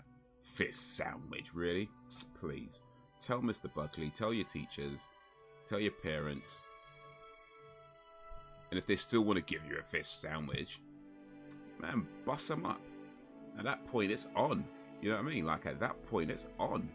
Like, you've done what you're supposed to do. You've told your teacher, like I say, do that first, yeah? Do that first. And if it still continues, it's on. It's like, look, you've tried at this point. It's not in your hands no more. You know what I mean? You've tried. So at that point, once you've tried all of that, and they still want to bring smoke, bring them smoke. Let them bring the smoke. Listen, bang, bang, bang. But you got to try to resolve it peacefully first. That's important. You got to try to resolve it peacefully first. You got to say, yeah, tell your teachers, tell your parents, tell them that, look, this ain't cool. And if it still continues after all that, then it's on.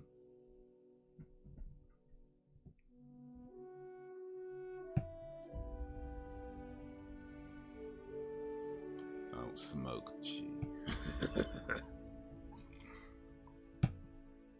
All right, you know what? Never mind, Fred. Never mind. Never mind.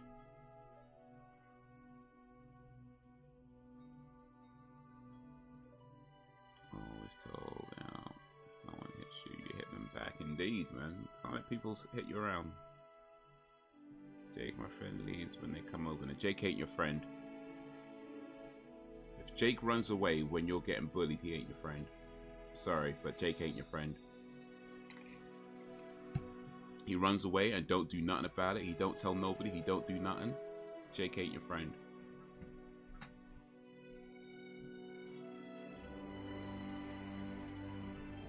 Don't trust Jake. He ain't your friend.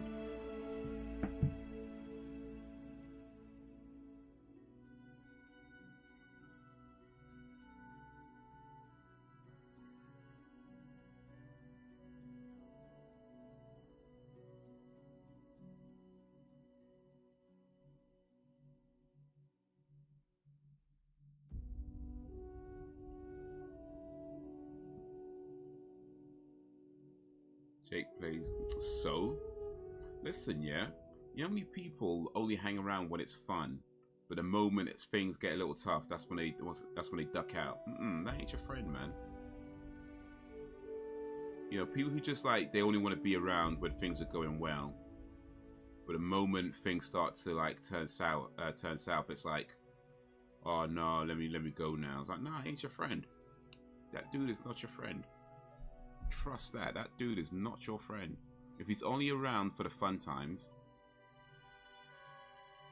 you know what I mean? He's only around for the rhythm, but he's not around for the blues.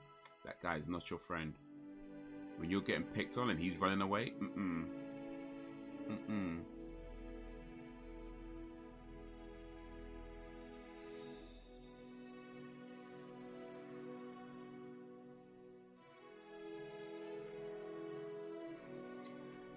Don't lay the things on her. Stuck up for herself. Yep.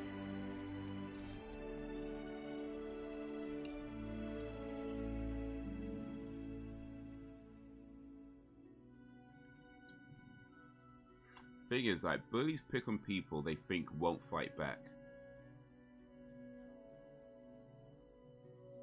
Yeah, bullies pick on people they think won't fight back.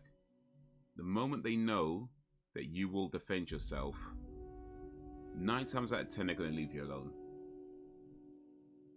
I mean, every now and then they're going to keep doing it, and it kind of sucks for you. You know what I mean? Every now and then they're just going to be what worse. But you got to stand up for yourself. Everybody gets a beating sometime. You can't be afraid of getting a beating.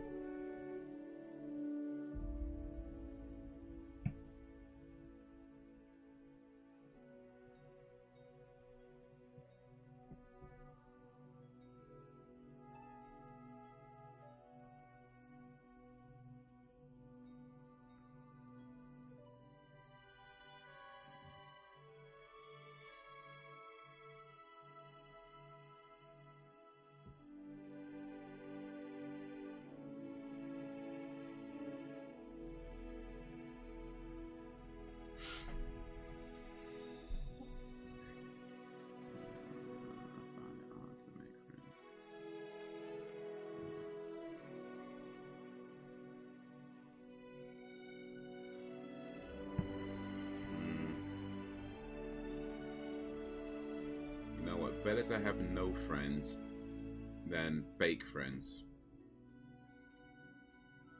That's another thing. It's better to have no friends than fake friends. And someone who runs away when times get tough. I mean, if you run away and got a teacher, okay, maybe that's something. Or if you run away and try to get help, that's something. But if you're just running away and not doing nothing, bruh.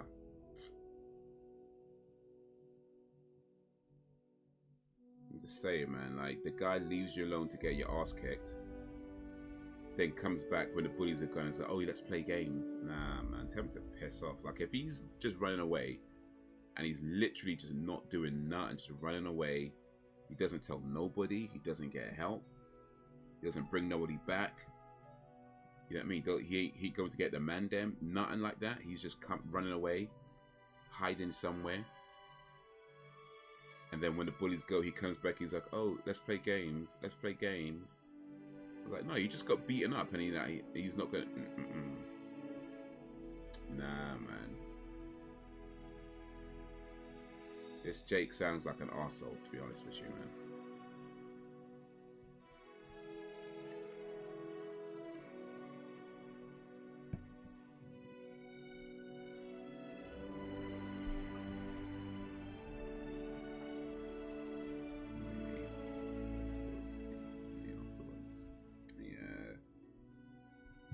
This guy ain't your friend, man. Sorry, Frederick, but this dude is not your friend.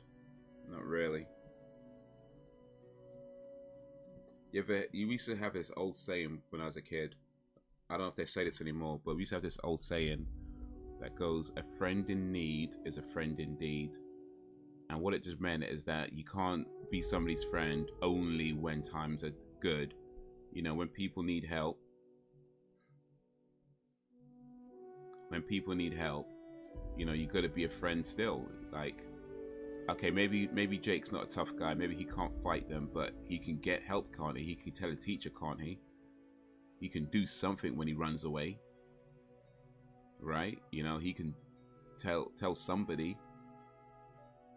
He can do something. Like, I mean, there's something he can do. The fact that this guy just runs away, does nothing, tells no one, comes back when they're gone and be like, oh, let's play. Nah, ban that, man. That guy's not your friend.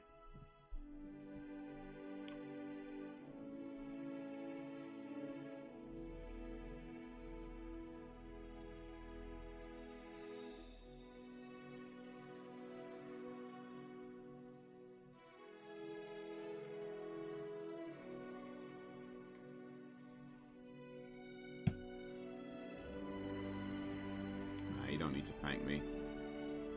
But yeah, make sure you tell your teachers about the bullying. Mr. Buckley or whoever you need to tell. Tell your teachers. Tell your parents. If you've got brothers, sisters, tell them as well. Make sure you let the bullies know that you're not okay with it.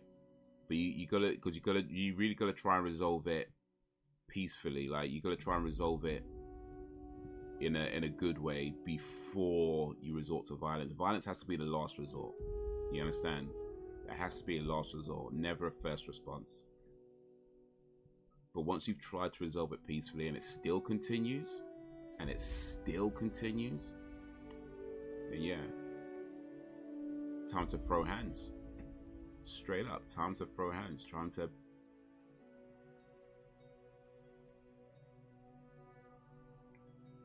And at that point, honestly, Fred, you're probably going to get your ass kicked. And it's probably going to be the worst beating of your life. I ain't going to lie to you. Like, you're probably going to get your ass kicked worse than ever. But at least they know that you are willing to fight back and you are willing to defend yourself. And at that point, most likely going to leave you alone. Because it just won't be worth the hassle anymore if you're going to keep fighting back.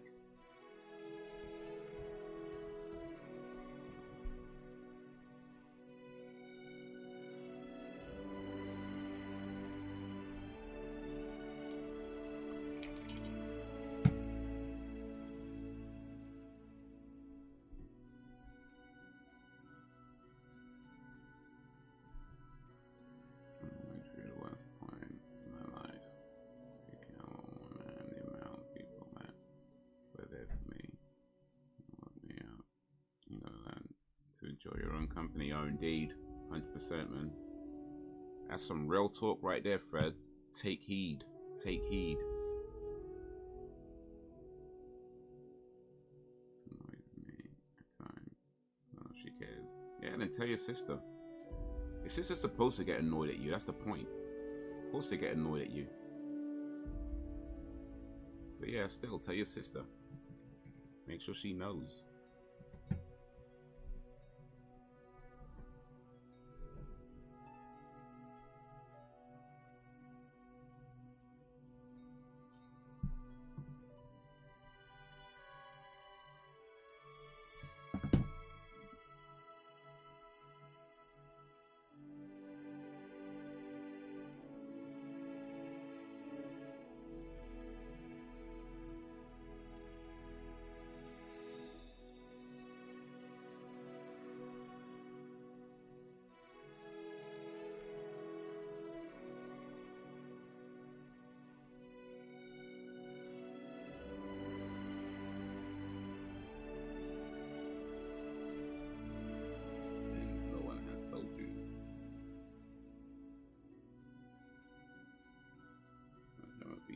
What's that?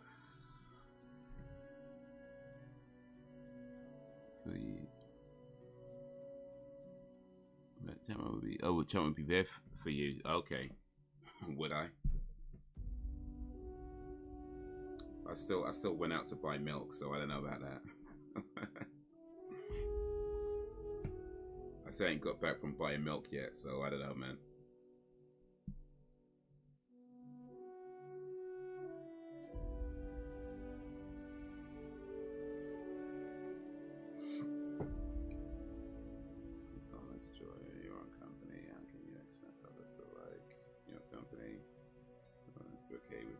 Indeed, man.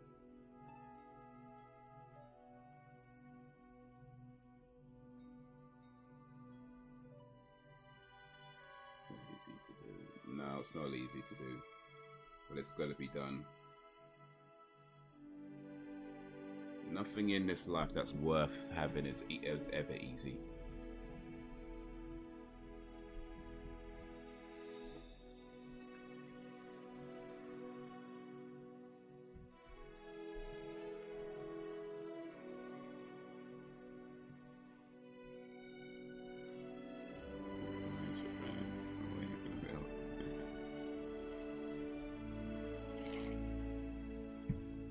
How'd you do it? I mean, that's something you got to figure out yourself, dude. You got to figure that out yourself. But you ain't gonna figure it out if you keep hanging around with these fake friends that don't do nothing for you.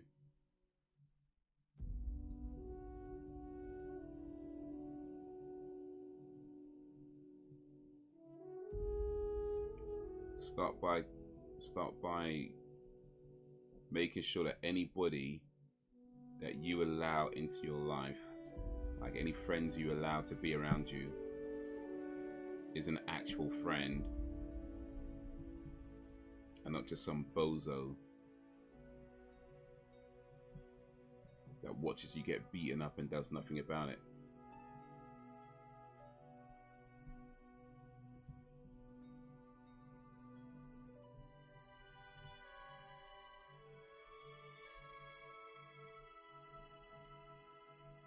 Nah, I ain't your friend, Fred. I'm just some guy on the internet. I'm just some guy on the internet.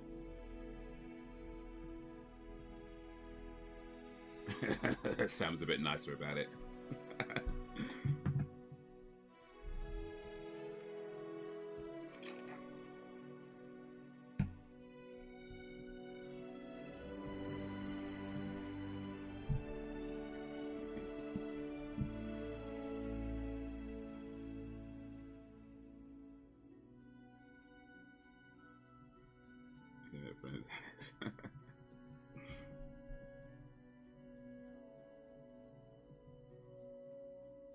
Yeah, don't think of me as a friend. Think of me as think of me more as the uncle that gives bad advice. That's more my territory. I'm more like the uncle that gives bad advice.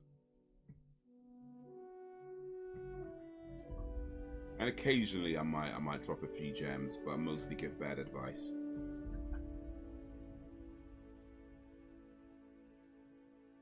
I give one piece of good advice for every 100 pieces of bad advice. That's me.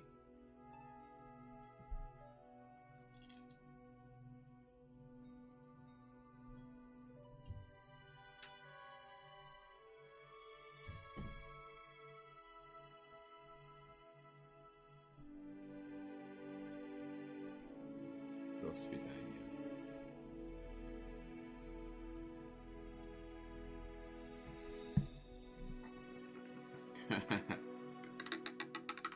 We're just saying the X-Files. That's man, it's not your friend. See? Told you, man. Told you.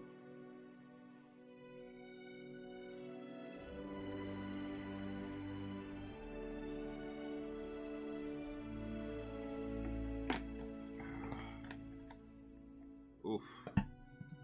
That is 1.7 milliliters. 1.7 liters, excuse me, of water today. I've done pretty good, you know.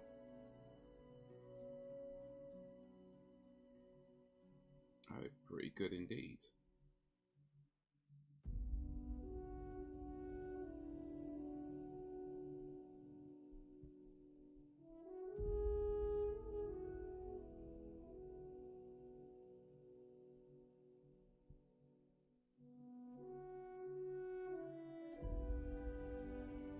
I'm not sure I'm following this episode too closely, to be honest with you, but it was something about Mulder looking for something. And Scully, you know. Some weirdo on Skinner's balcony.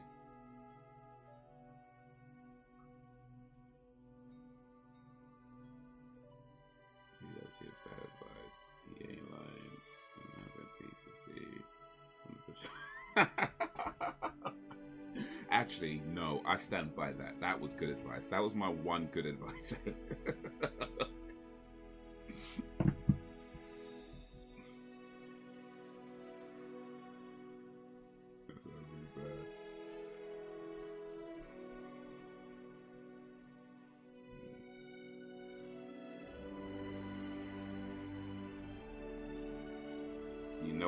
is the V word. Okay. Private part. Bruh.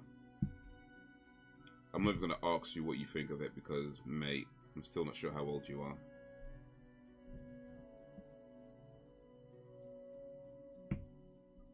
You're probably too young to be on YouTube. YouTube has an age thing of 13. I'm not sure you're even that old.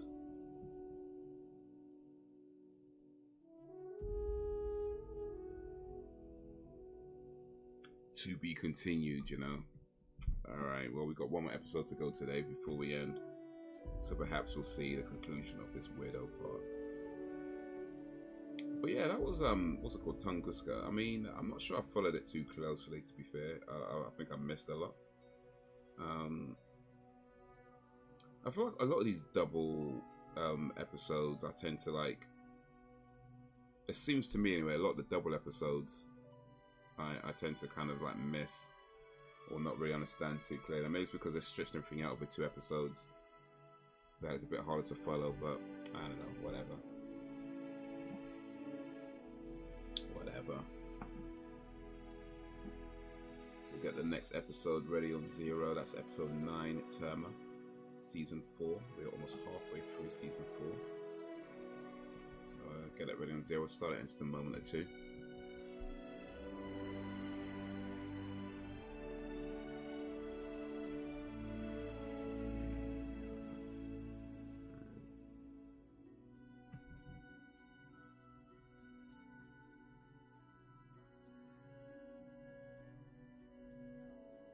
Axe wound.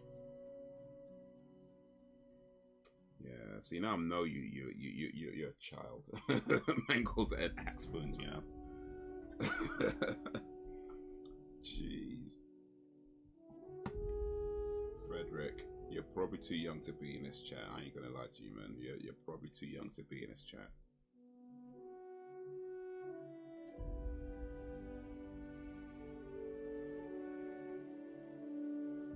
Probably find some live stream on YouTube Kids or something, because I think you're probably too young to be in this chat.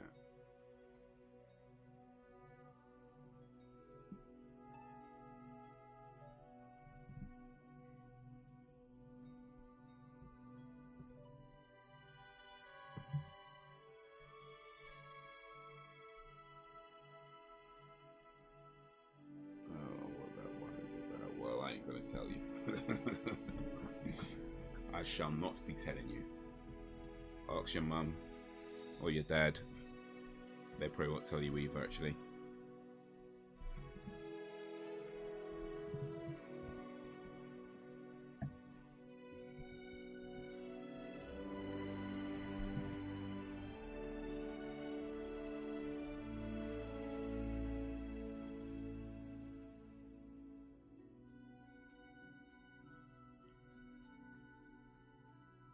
In any case, probably best I don't talk private parts with you, Frederick. I ain't trying to end up on a watch list or nothing, so I'll just leave that alone. But yeah, that girl that you liked.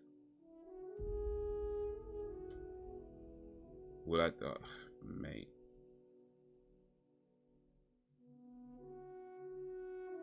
I'm not gonna answer that question. Yes! Bro, 1 year. Not gonna answer that question. I'm not even gonna.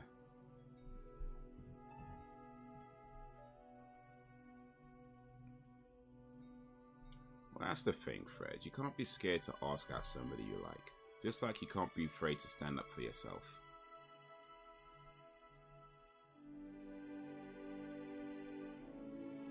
One whole year of back and forth. After 1 year of struggling. One thing though, like, if this girl is seeing you getting picked on and she ain't doing nothing either,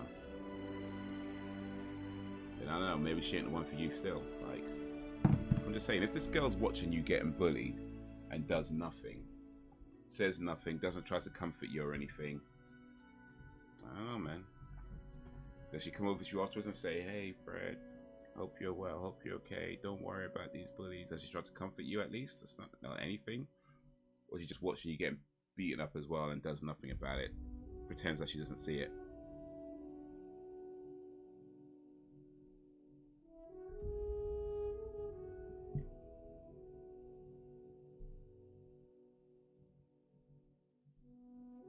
So if she's pretending like, if she sees you getting beaten up and pretends like she don't see nothing, I don't know, man, you might want to avoid that girl. But if she's coming over and be like, oh yeah, how you doing, da da da, yeah man, say something, innit?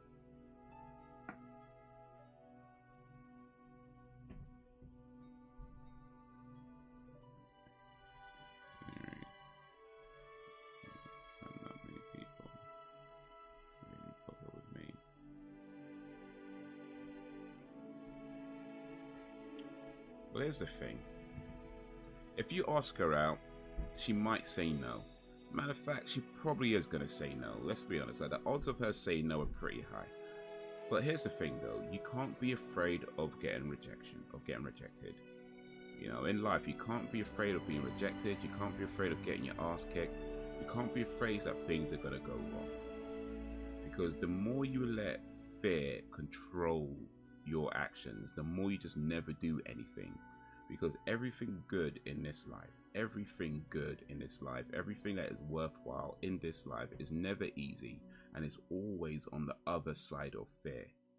Yeah, everything in this life that is good and is worthwhile is always on the other side of fear. So if you're like, oh, I'm scared to ask her out, okay, you're never gonna ask her out. Some other guy's gonna ask her out. She's gonna start dating that guy, you know, get married when they're old enough or whatever, and have a bunch of bratty kids or whatever. You're just gonna be looking on like, man, that could have been me. You know, that's what's gonna happen. You can let fear control you. You just end up being some old guy filled with regret, waiting to die alone. You know, that's what happens when you let fear control you. Of course, it's scary. It's supposed to be scary. You know what I mean? It's supposed to be scary. It's supposed to be like, whatever.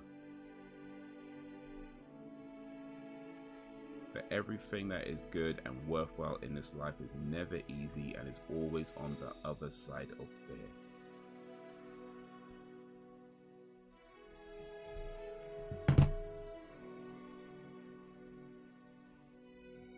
Something right. I'm screwed.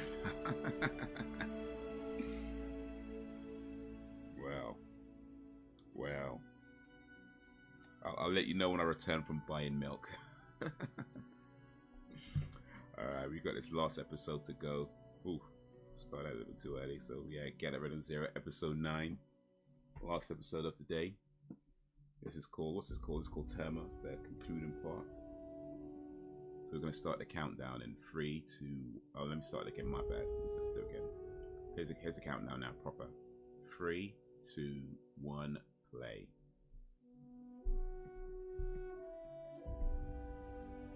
How did you stop being afraid? You never stop being afraid. You don't ever stop being afraid. You're not supposed to stop being afraid. You just do it anyway. Anybody who tells you they're not scared is a liar.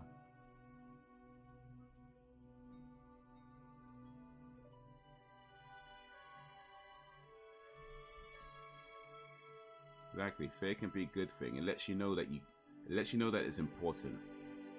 It lets you know that it's worthwhile.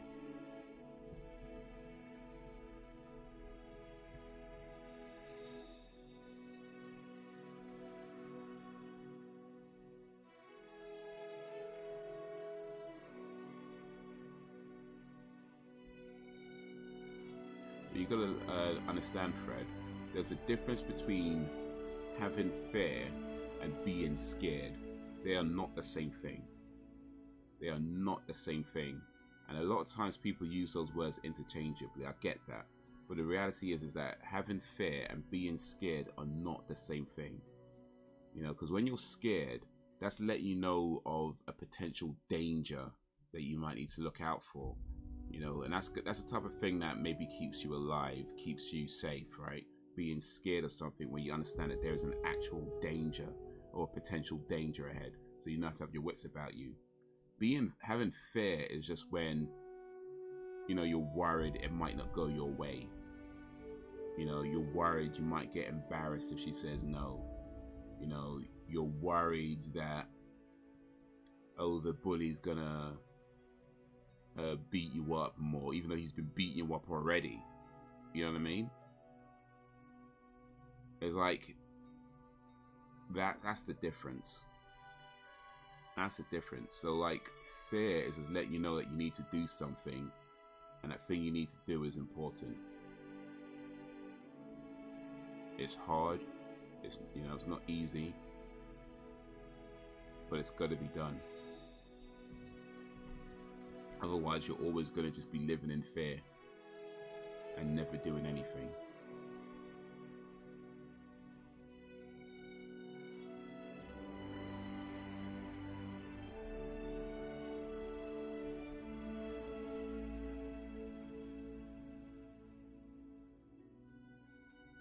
So I can be afraid of my own shadow.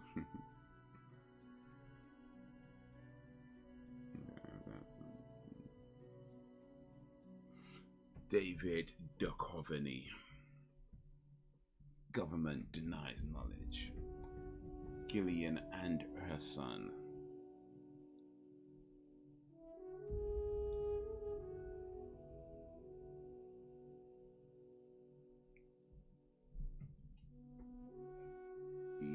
East mode.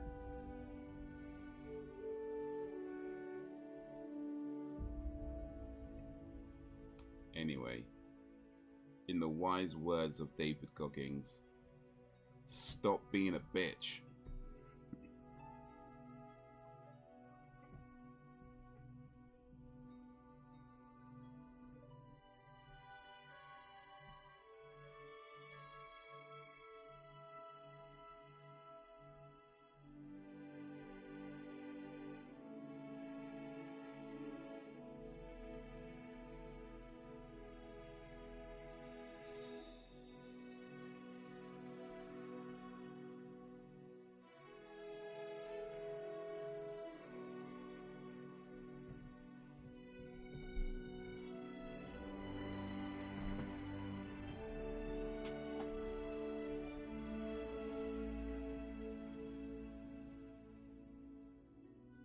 Cold War isn't over.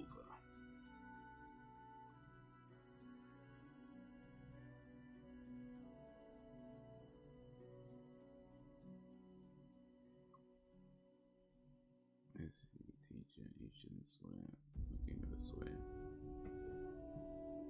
If your teachers don't swear at you, then I'm not sure they're good teachers, to be honest with you.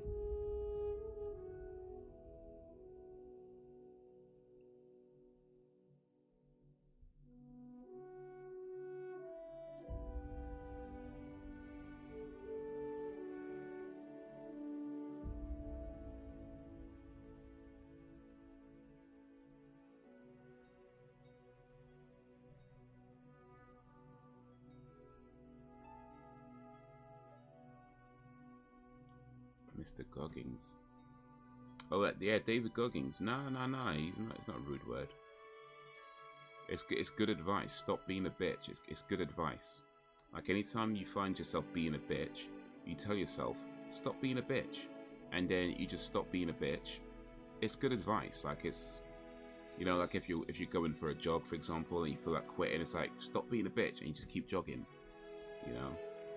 And when you want to do something but you're worried or whatever, it's like, stop being a bitch, and then you do that thing. What class he teaches? He teaches you how to stop being a bitch. That's the class. that's the class. That's the lesson. Stop being a bitch is the whole lesson. Anytime you find yourself being a bitch, you just tell yourself, stop being a bitch, and then you get on with it.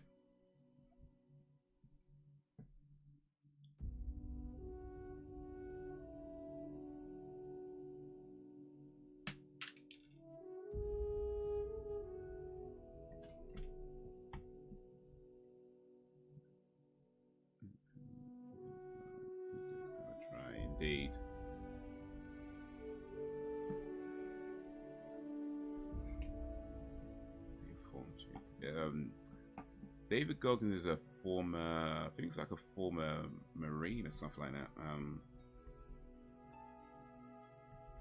But no, he's not my teacher. I'm just saying he gives good advice.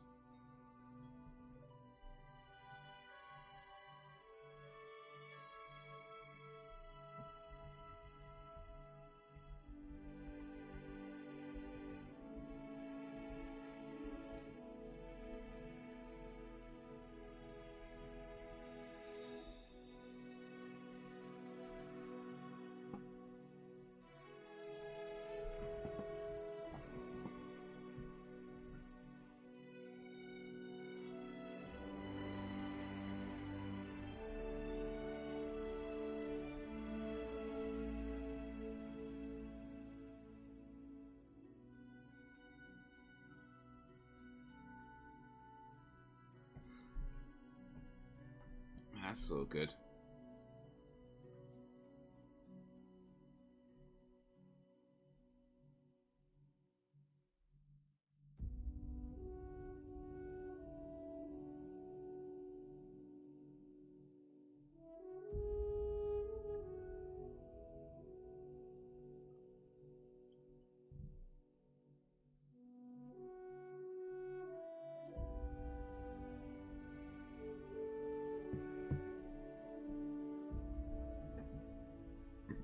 Oh, excuse me. Best and baddest teachers, bruh.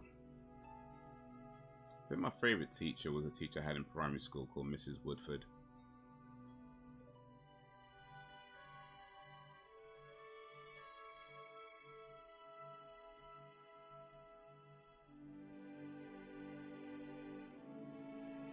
Worst teacher? Probably that guy who was just like annoying and kept putting me out or telling me off for some nonsense or whatever, and it's like, oh, fucking hell.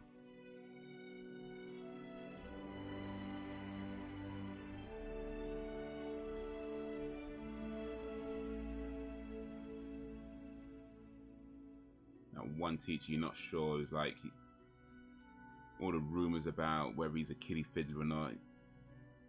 Yeah, that guy.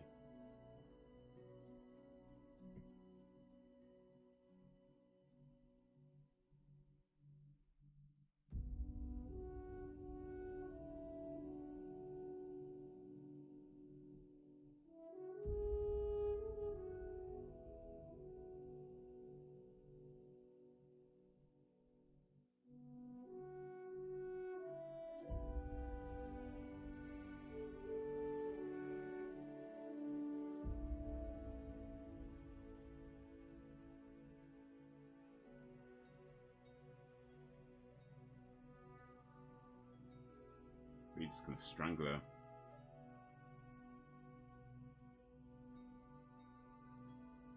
He's gonna kill her right there in the stable.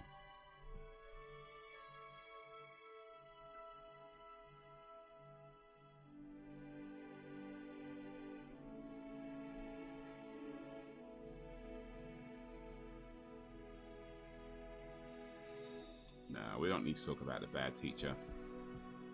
Don't need to talk about him. But yeah, now Mrs. Woodfield was my favorite teacher from primary school. She used to read to us, and she read a book called Good Night, Mr. Tom, which became one of my favorite books. And she was just a cool teacher. I don't remember a lot about it, but I just remember it being really cool.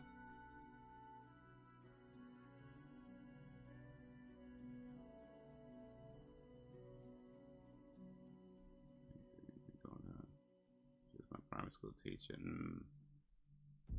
Yeah, all the best teachers were in primary school. You get to secondary school and they all suck after that.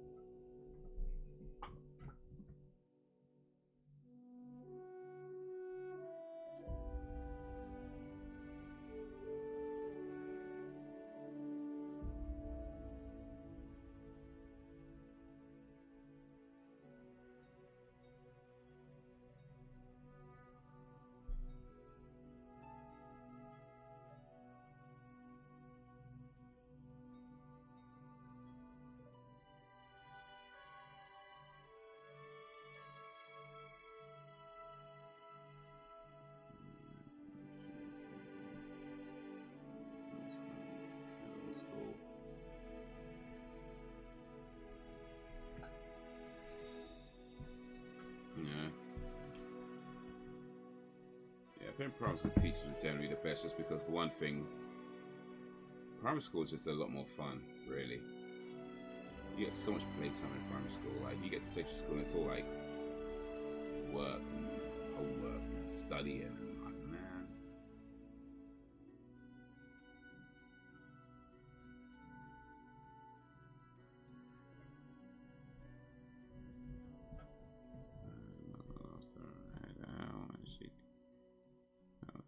Something. Oh, that is so cool.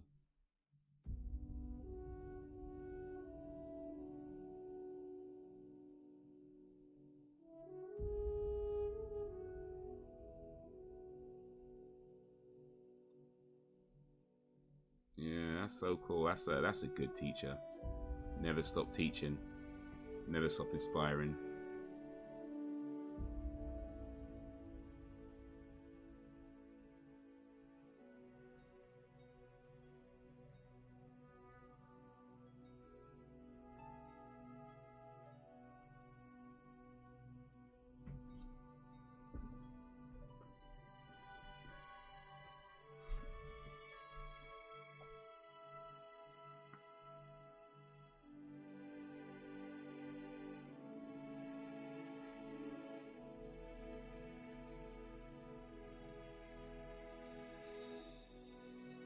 Oh, is he going to do it? Is he going to be able to escape, though?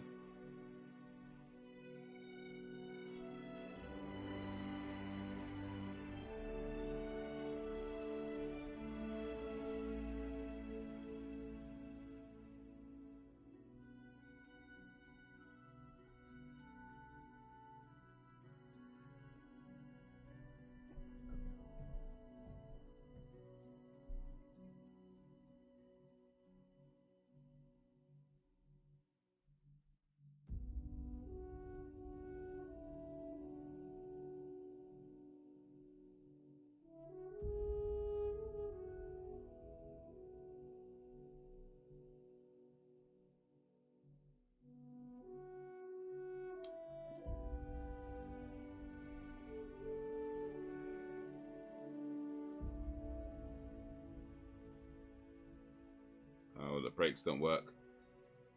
Imagine that, man. You steal a truck and the brakes don't work. That little one truck.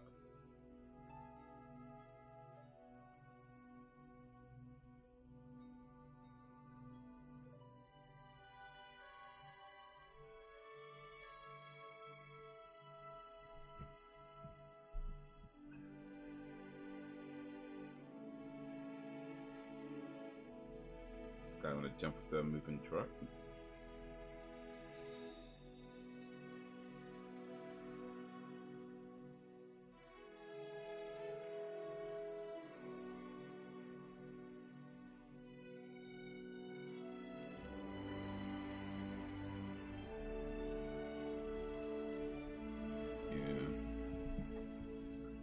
England, UK. Yes, Frederick.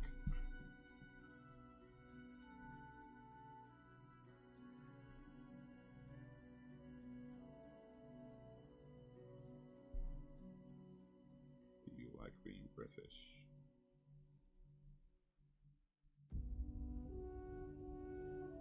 Which part of the world are you from, Frederick? Which country are you from?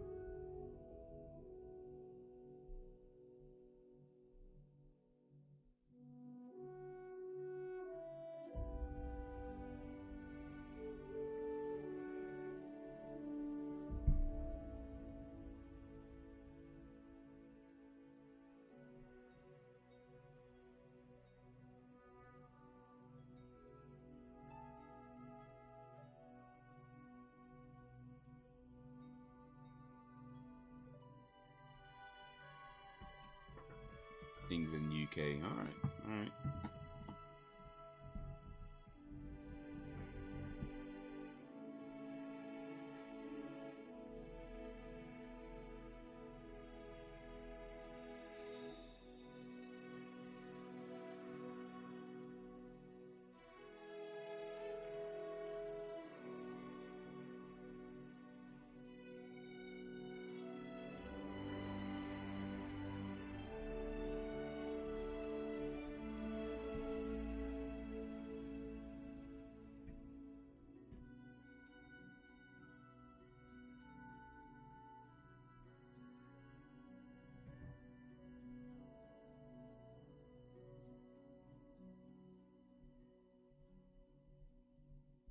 Mhm.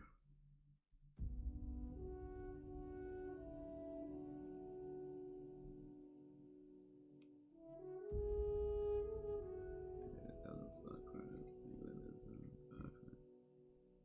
No countries, but for the most part, I like it.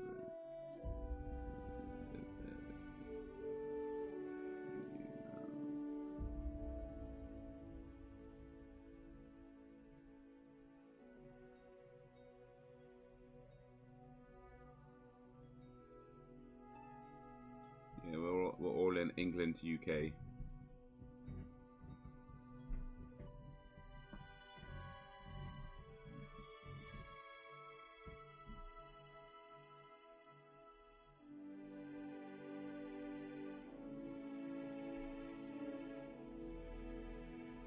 Do you know any other languages, Fred? Like, do you speak any other languages apart from English?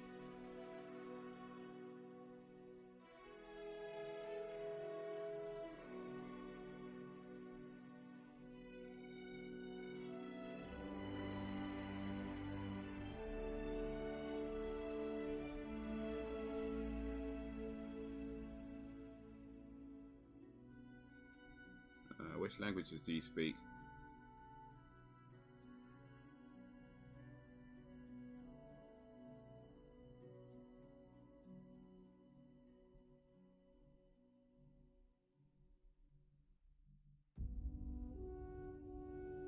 Okay, apart from English, which languages do you speak?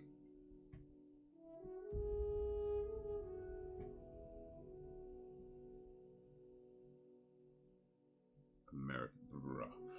Never mind, Fred.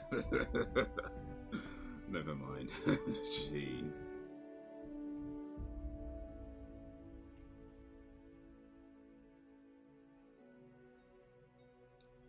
Ugh. Although, to be fair, I guess American is technically another language. May as well be anyway.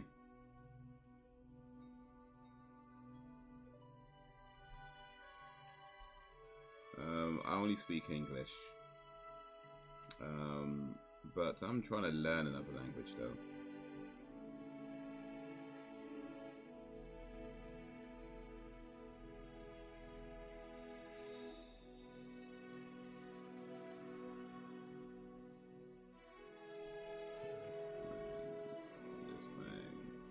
English language is the best.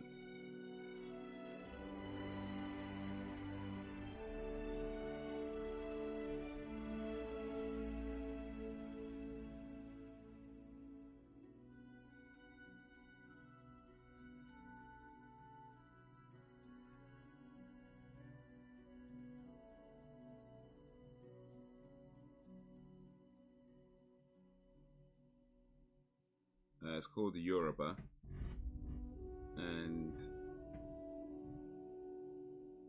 it's one of the languages of Nigeria, where my family's from. So yeah, been trying to learn that.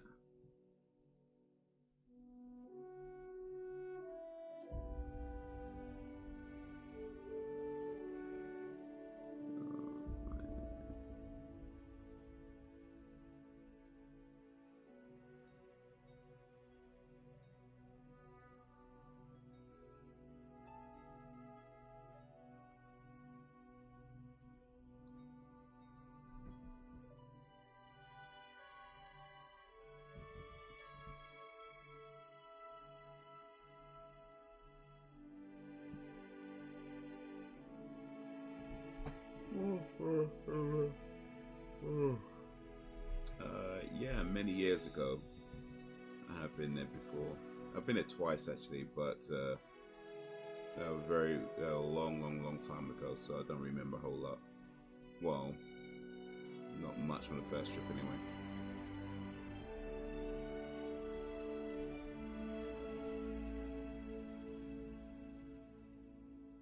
Learn it's easy. I mean, I guess anybody can learn it, whether it's easy or not. That might be just down to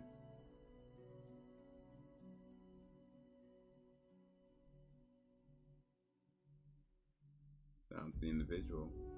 I never say never. Never say never, but we'll see. It is, yeah, it's an African nation.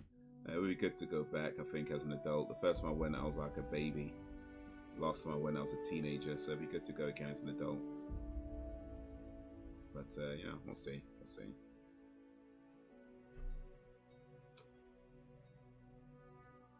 I think the weather's pretty normal, actually.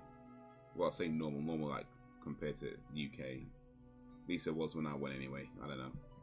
Maybe it's changed. Maybe I just wasn't there long enough.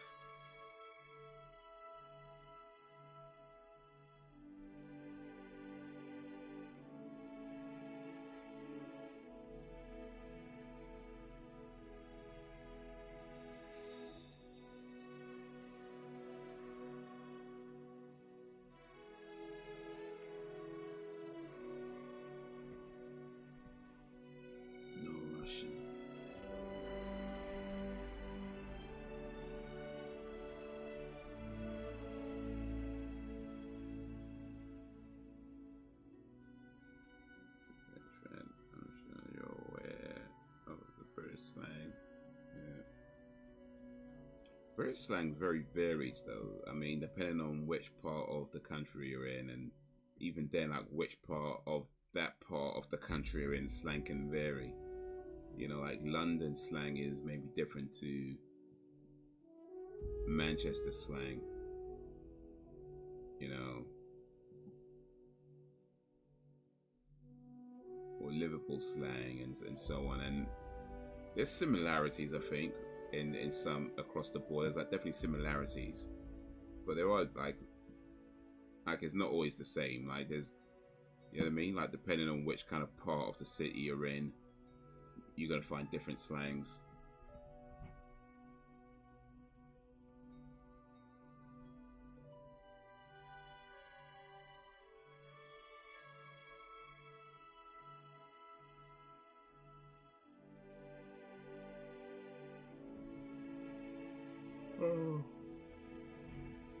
Man.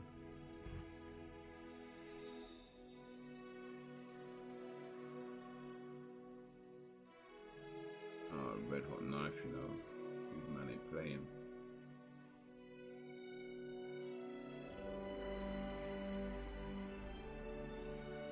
Raw. I just getting stabbed with a hot knife like that. And that's got to be around about the kidneys area or stomach. He is not surviving.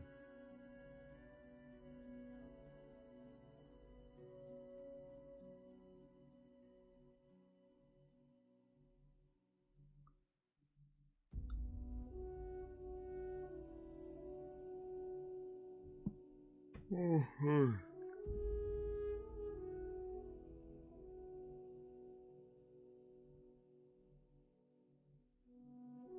we show words because we're too lazy to pronounce things properly. It's kind of an art form, isn't it?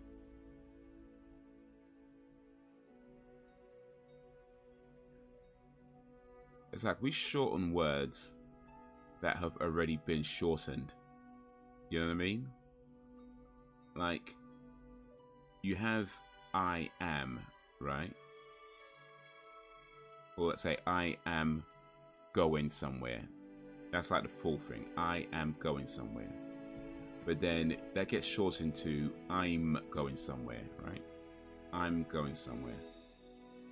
And then we shorten it even further. It's like, I'm gonna go somewhere. I'm gonna go somewhere. Like we're barely saying the letters at this point. Any of the letters. This is the sound of it. I'm gonna go somewhere.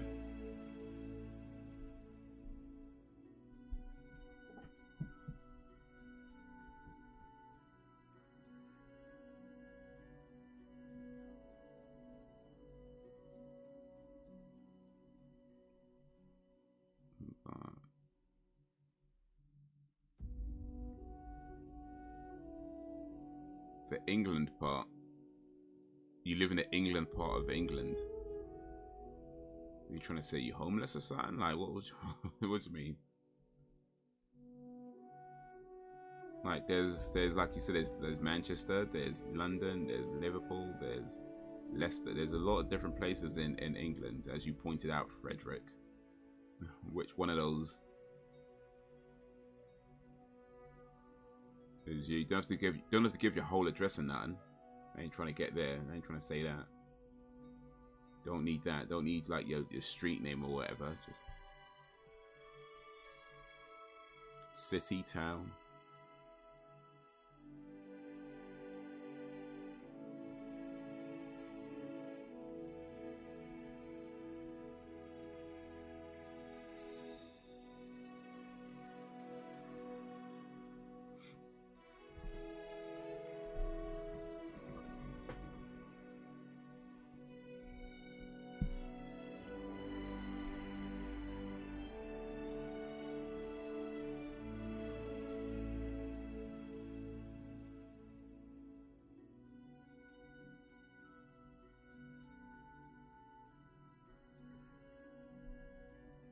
I not a liar. Nobody called you a liar, Frederick. So, never mind. You know what? Don't lie there. It doesn't matter. I mean, if you don't want to say, you could just say you don't want to say. It's not a problem.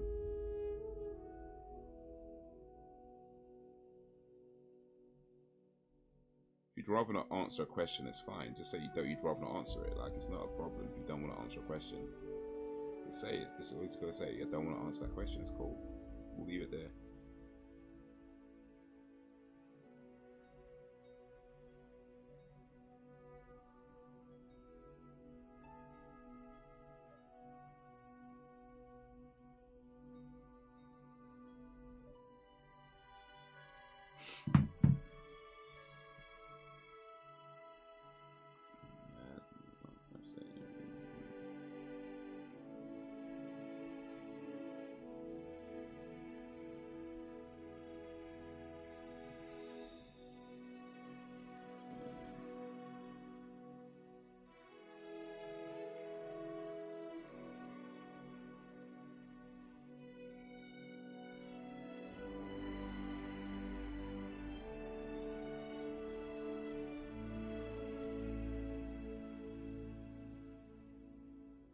Okay, no, fair enough, fair enough. In that case, which part of England do you live in? Bro, man's getting bare pedantic, you know. Alright, which part of England do you live in? Ugh.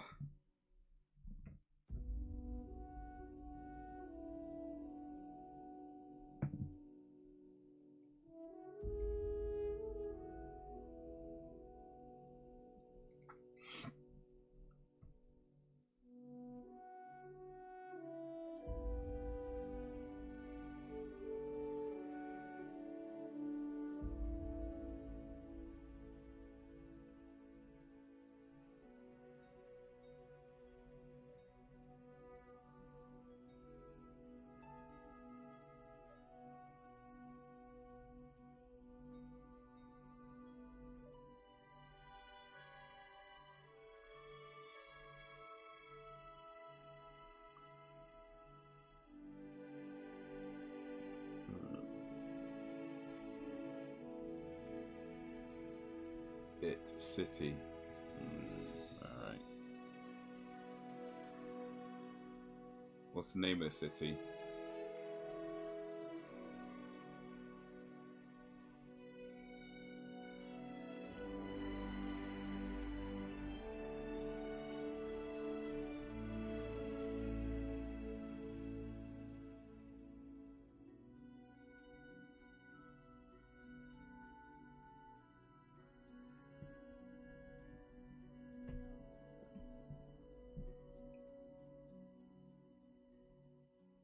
You asked me if I know London,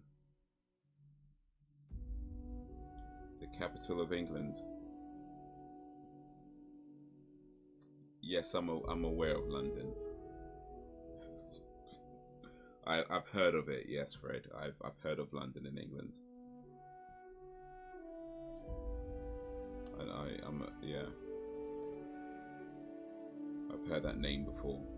It's come up a few times. You know.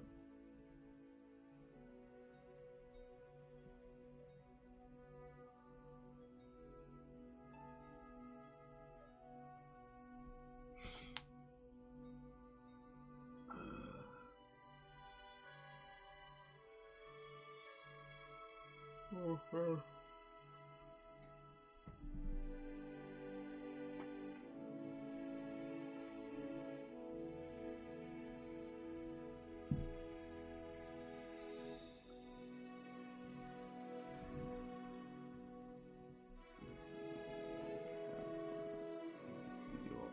I did not know that. It used to be York, huh? It probably became the capital when they knew that I was going to live there. They were like, you know what? We need to make London the capital. Otherwise, we need the coolest man in the planet to be in the capital of this country. So we're going to have to change it. We're just going to have to change it. I think that's what happened. Yo, what up, Belgian Dan? Belgian Dan, the man.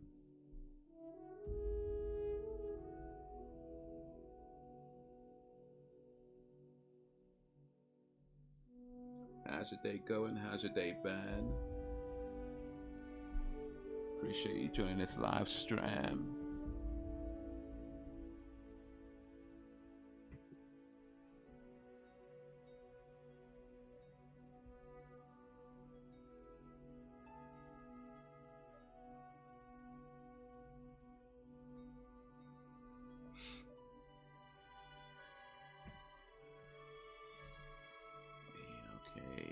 Grocery shopping, trading and more. Awesome. Good day, man. Good day. Definitely gotta get your grocery shopping done. Otherwise, you know, it's gonna be awkward trying to eat. So.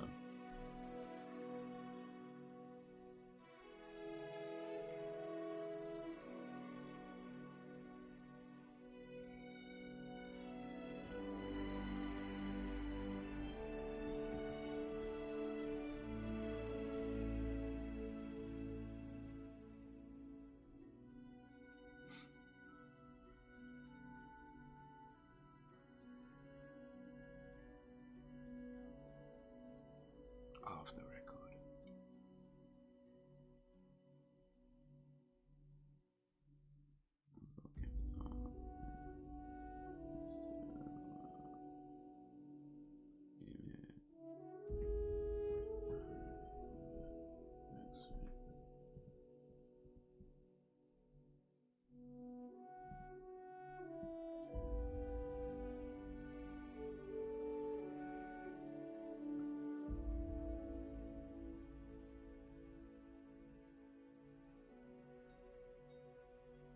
Is what correct?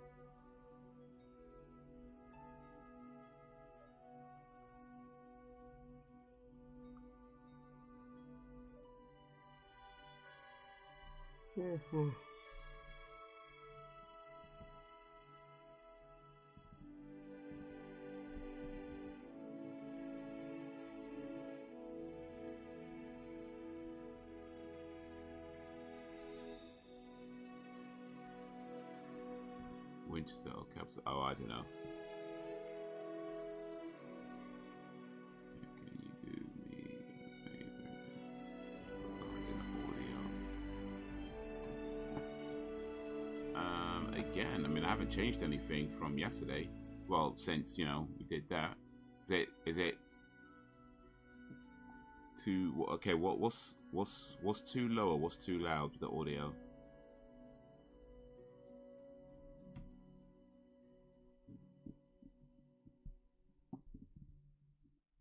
What's coming through too low or too loud with the audio, Dan? And then maybe we can figure out what's going on from there.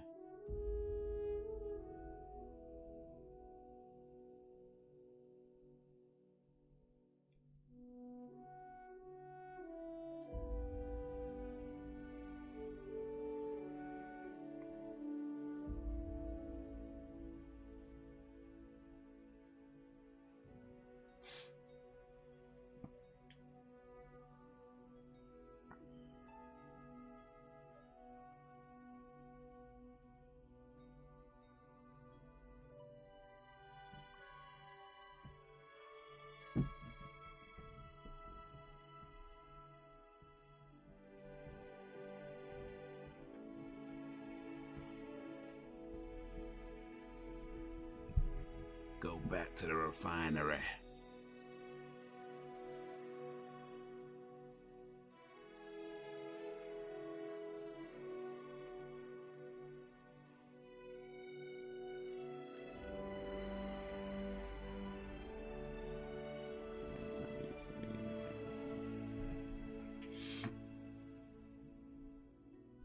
Maybe I should move to York so they can switch the switch the capital city back there.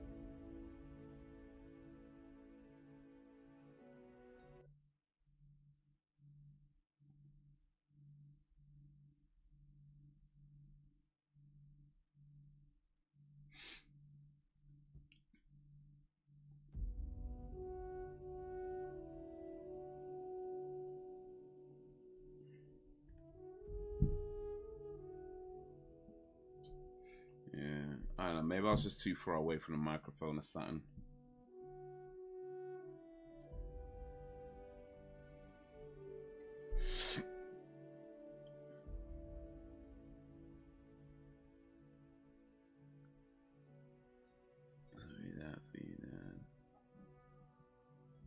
Oh wait, did I miss something? What's it? Oh wait.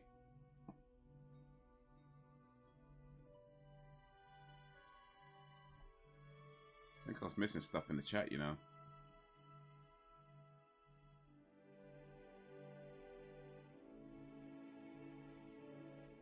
Or did I? Maybe not. I don't know.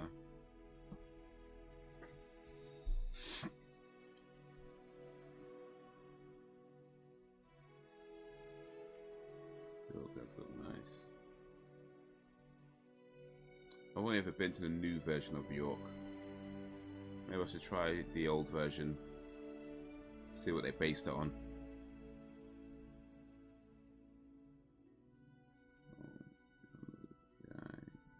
Live on the line together. That's still happening.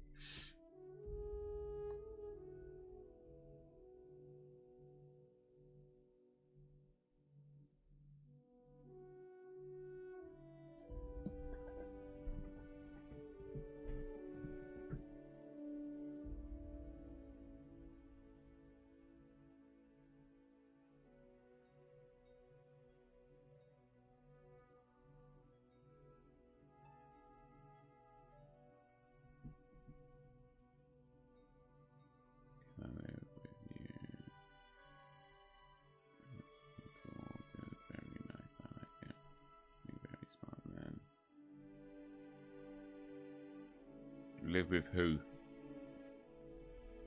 Who you want to live with, Fred?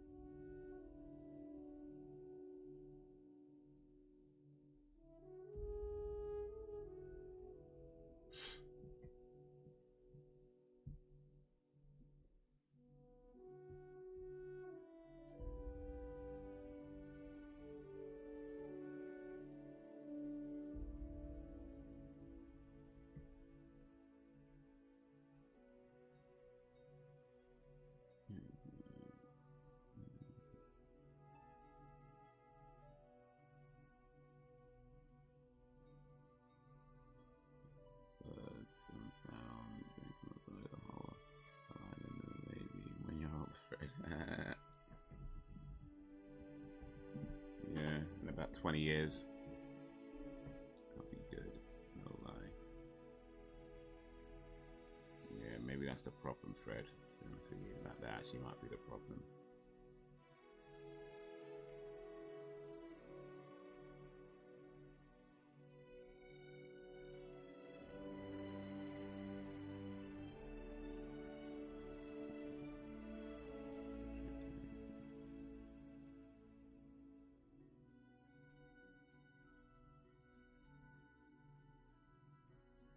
$21. What did they raise the age? Ain't it 18 no more? Is it gone up?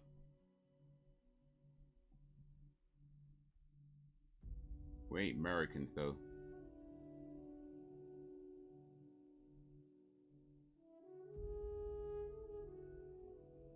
But no, I won't be joining Fred.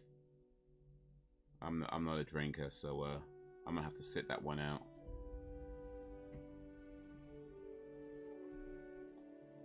I mean, the movie part I'm down for, but I don't know if I want to be the one sober guy with two drunks trying to watch movies. You know, I got drunk Dan in this ear, drunk Sam in this ear, and I'm just trying to watch the movie. You know, I don't know. That might not be too much fun for me, to be honest with you.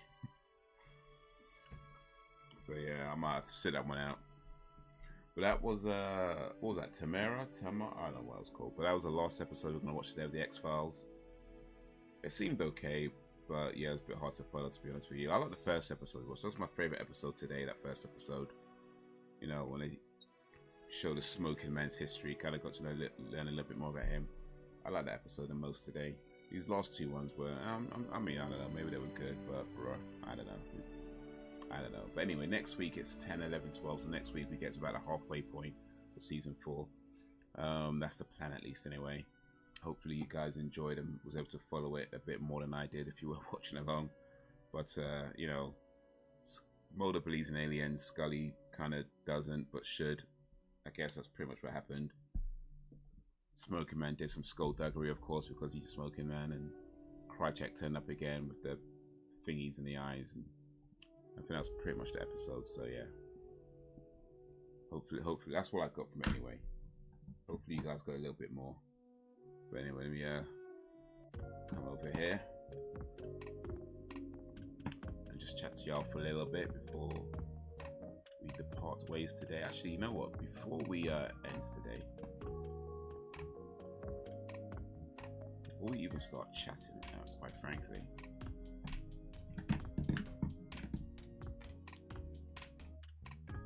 I want to show you guys something.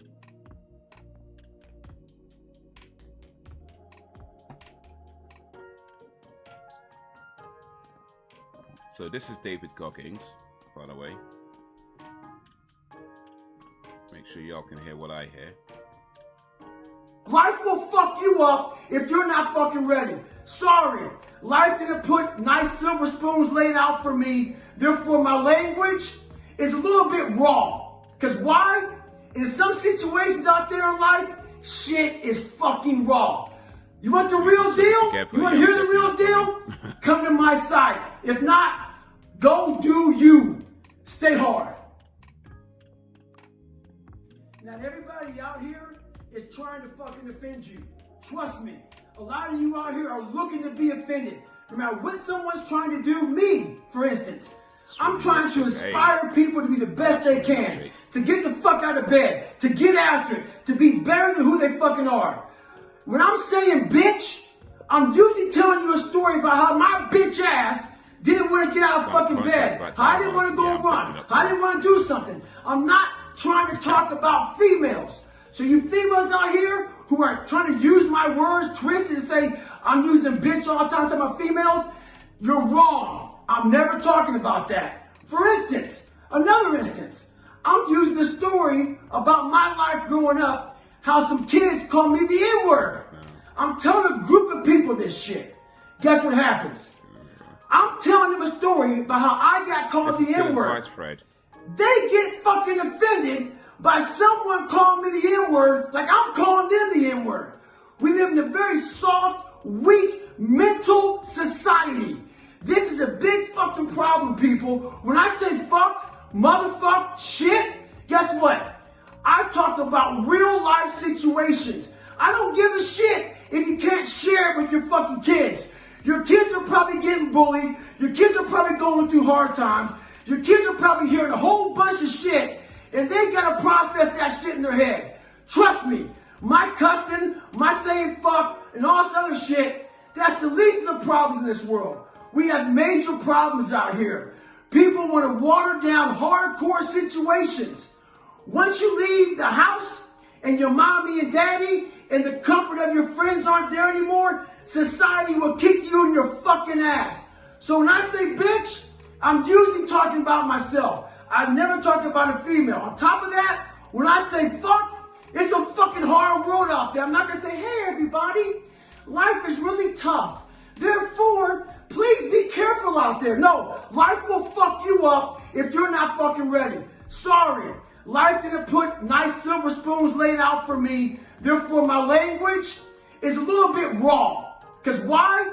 In some situations out there in life, shit is fucking raw. You want the real deal? You want to hear the real deal? Come to my site. If not, go do you. Stay hard. Yeah. And that's David Goggins. That's David Goggins. He'd be giving that good advice. Says it in a hard way, but hey, sometimes you need to hear it in a hard way. Sometimes you need that kick in the pants, you know?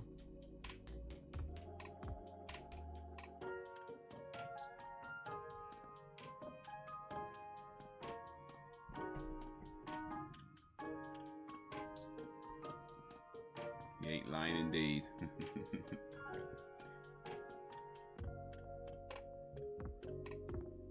He says it rude, crude, and most. He says, stay hard. Yeah, stay hard. He says it rude, crude, and in the nude. But yeah, I mean, I get it. Like, he says it in a way that's not, you know, pleasant, but, you know, truth is, I think sometimes you need to hear things in a way that isn't pleasant, you know. I mean, there's those of us who can hear things in a nice way and can respond to that, and that's great. You know, if you can respond to something in a nice way and that can positively affect you, that's fine. Then there's those of us who might need to hear it in a harder way, where it's like, you know what, you might need that extra kick, you know. You know, so neither way is a wrong way to say it. It's just people hear this. You could hear the same message in a different way and it resonates. You know what I mean? You can hear it one way and it doesn't really resonate. The exact same message another way and it resonates. It's just like that. So yeah, he says it in this way and it resonates with the people who need to hear it in that way.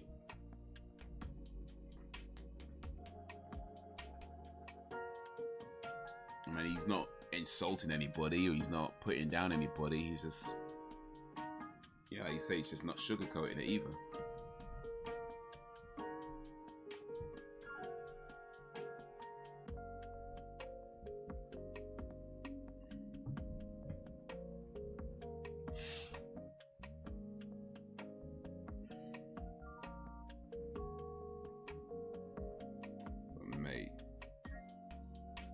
Still there, Fred, or did he actually leave? Did Fred actually leave? I ain't gonna lie to you, Fred. If you can't handle some swear words, then you're gonna struggle with bullies. Like that's a fact. If you can't handle some swear words, you're gonna struggle with bullies. So I don't know, man. You might want to hire you might want to hire a bigger bully. You know what I mean? Just find a bigger guy to take him care of. Just give him like £5 or something and get the bigger guy to take care of him for you. And you might want to do that. You might, you know, what's the, you know that guy in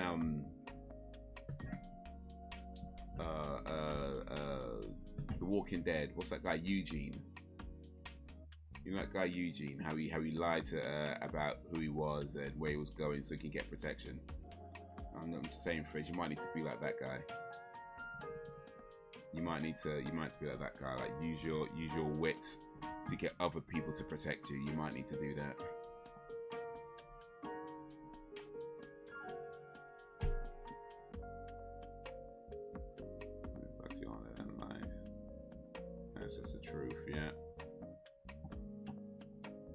it don't even use no Vaseline either. You know what I mean? It's just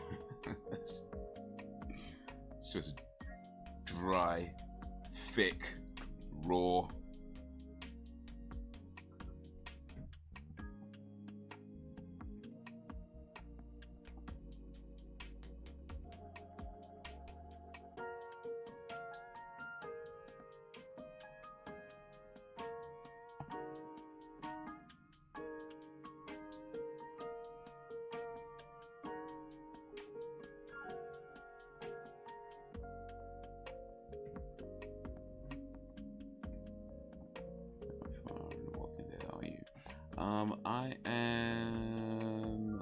I got up to season 6. So I got up to the last episode of season 6. So I'm watching some other stuff before I get back to season 7.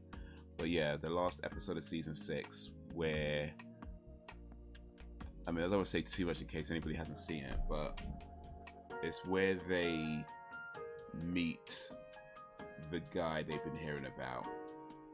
And the guy they've been hearing about does something, but you don't know to who just... I mean, I know who it is because I've seen it already, but, I mean, at the end of season 6, you don't know. I have seen season 7 years ago, so I remember how that starts. And I think season 7 was the last one I watched all them years back, I think. But yeah, that's where I'm currently in my rewatches at the end of season 6.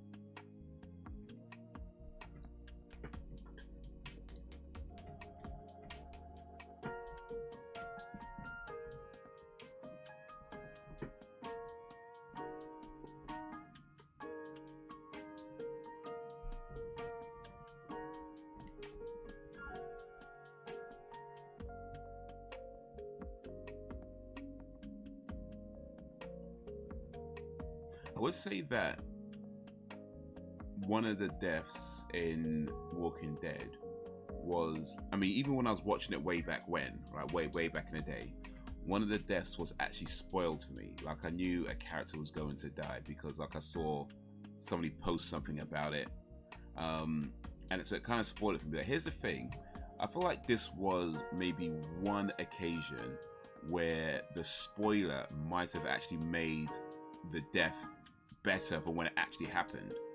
And the reason for that is because although I knew the character was going to die, I didn't know when or how, right? Because it just posted that you see me that he dies, right? And so as I'm watching it, I'm thinking, oh, this must be when he dies, and he didn't die. And you see another things, oh, this must be where he dies, and then he doesn't die. And then, oh, you know, this was where he dies and he didn't die. And then when it actually does happen, he's like, oh, that's when he dies. So yeah, the fact that I was kind of anticipating it, but it wasn't happening when it looked like it was going to happen, and then it happened, yeah. Maybe one example of a spoiler actually making something better. Most times it doesn't. It's not bad to spoil things. Yes, indeed. That first episode, yes. Because you see who he did it to. You know, because at the end of season 6, you don't see who he did it to, and then season 7 starts and it reveals who it was. So you're like, oh man, and then something else happens. It's like, ooh, damn. You know what though? I reckon they must have known the way they filmed it. Though the way they filmed it, they must have known that, you know, things can get leaked, and you know, people be like wondering who it was, and is it this guy, and you know, rumors going around of this gonna happen. They must have known that sort of thing. So they did it. I'm sure they did that deliberately, like made it do it deliberately in the sense that they didn't reveal it at the end of season 6. I'm sure they did that deliberately. All you know is somebody got done, but you don't know who, and then you have all these rumors going around and all these like speculations going around, and then season 7 starts and it's like, it wasn't who you might thought it was, and then bang. Whoa. Damn, man. Damn. But yeah, and I remember how season 7 starts, and I think I remember how it ends as well. I know that Carol meets that guy, the King guy, Carol and then Morgan meet that king guy with the tiger. That tiger was cool. I like that tiger. Nice both of those. Also, it was hot. Oh, for sure, for sure. For sure, for sure.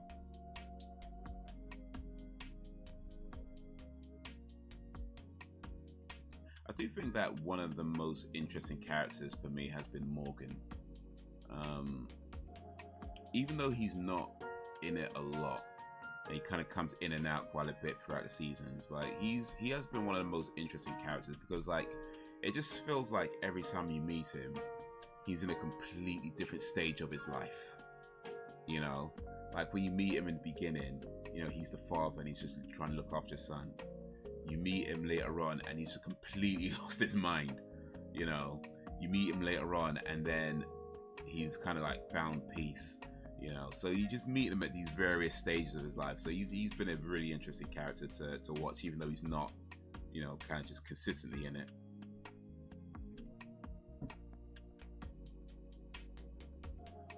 He filmed them, all of them to avoid. Oh, I didn't know that, but that's a good idea.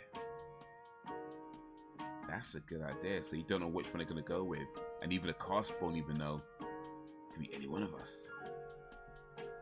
Was that Susan? I got Susan which things in a way. Susan Summer and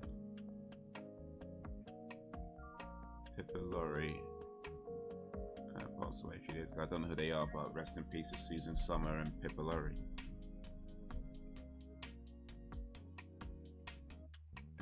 Margaret White in the first Carrie film. Okay.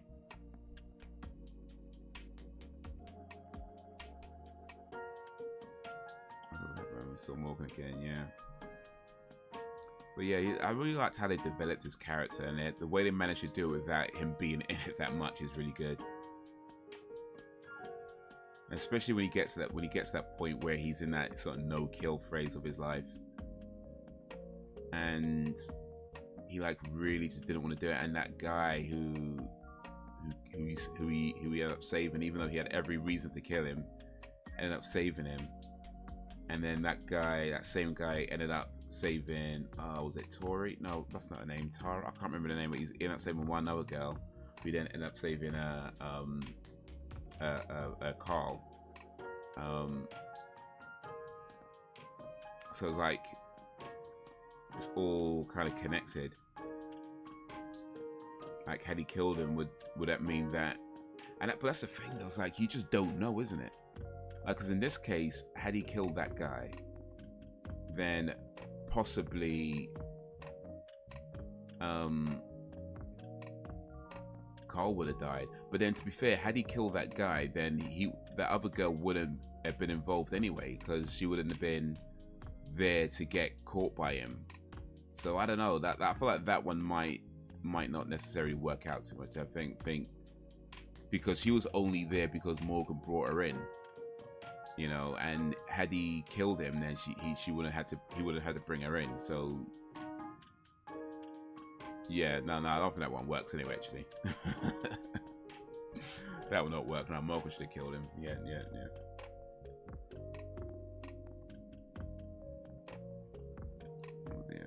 Any else that come Three's Company? Also things that. Breast cancer for the second time. I'll say rest in peace to Susan Summer and Pippa Laurie.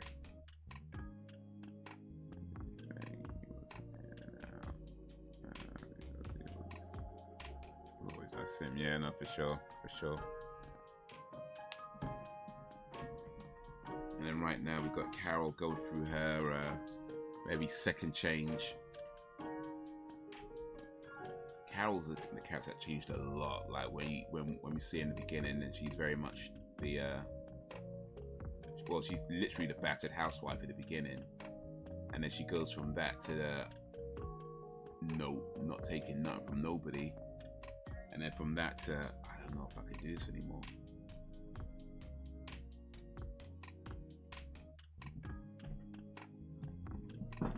All that killing weighs on the soul. Well, I like that though. I like that they explore those themes that you know, because you're taking life, you know, it's not something to be, it's not something to kind of, you know, it's not something to be taken lightly. Like, it's a whole life effect. I think yeah, it was Shane said something like in the first season where he said it should never be easy to take a man's life. You know, I think Shane said it in the first season. I can't remember who said it to. I think he said it to that girl that you find annoying. But he said it to one character that it should never be that easy to take a man's life. And they kind of explore that idea a bit, you know, with Tyrese, who didn't want to kill, and then Morgan, who was a killer and then became very much against that, and then Carol, who never hurt nobody, to being all for it. Like, we have to kill, we have to do what we could do, and she killed so many people, including children, right? And then she's at a point which is like, it's just all that death, all that killing weighing on her soul. So I like that they're exploring those kind of themes. Can't write the best guy. Oh, for sure, yeah. That's was no, yeah. Only in for a short time, but I liked him, yeah. Mate, when he got taken out, and especially because like it was that other guy who was just being a bitch that caused it, and when he got, and because he had a bad leg, so he couldn't move too well, but then he got pulled out, and the way you see his like face up against the glass, mate, that kid, like his name's Taylor, I can't remember his name right now, but he was Everybody Hates Chris. He was the lead actor in Everybody Hates Chris. Mate, that kid, he played that role. You know what I'm saying? He played that role. When he was like dying and you just see him there, you're like, oh.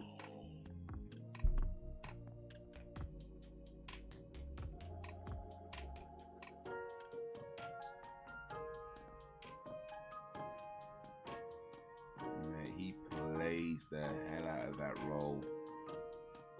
And like I say, he's only in it for a short while, but mate,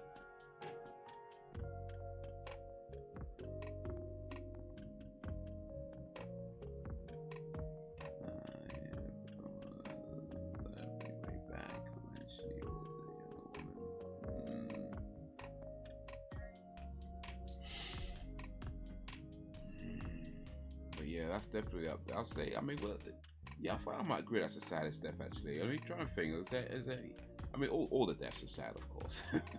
All the deaths are sad. Well, maybe not all. Most of them are sad. But,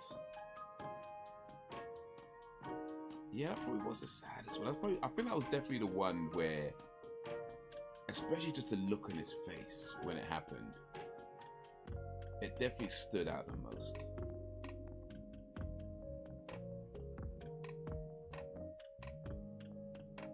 But I think the most brutal death, you know, when they were in Terminus, at least the most brutal death so far, I'm gonna say, because I can't remember all that happens after season 6. There might be some brutal deaths I've forgotten from season 7 onwards, but certainly up to the end, between season 1 and end of season 6, I would say the most brutal death was when they were in Terminus, when they were just like slicing those guys' necks. No, they were like knocking them, they'll hit them with the baseball bat in the back of their head, they'll cut their necks. None of the main characters got killed like that, but there was some guys that they did where it's just like whack, you know what I mean? Those were brutal. Those, I'll say, were the most brutal deaths so far. But if memory serves, if memory serves, I think there's some brutal deaths coming up. Oh, Herschel, yeah. Liar.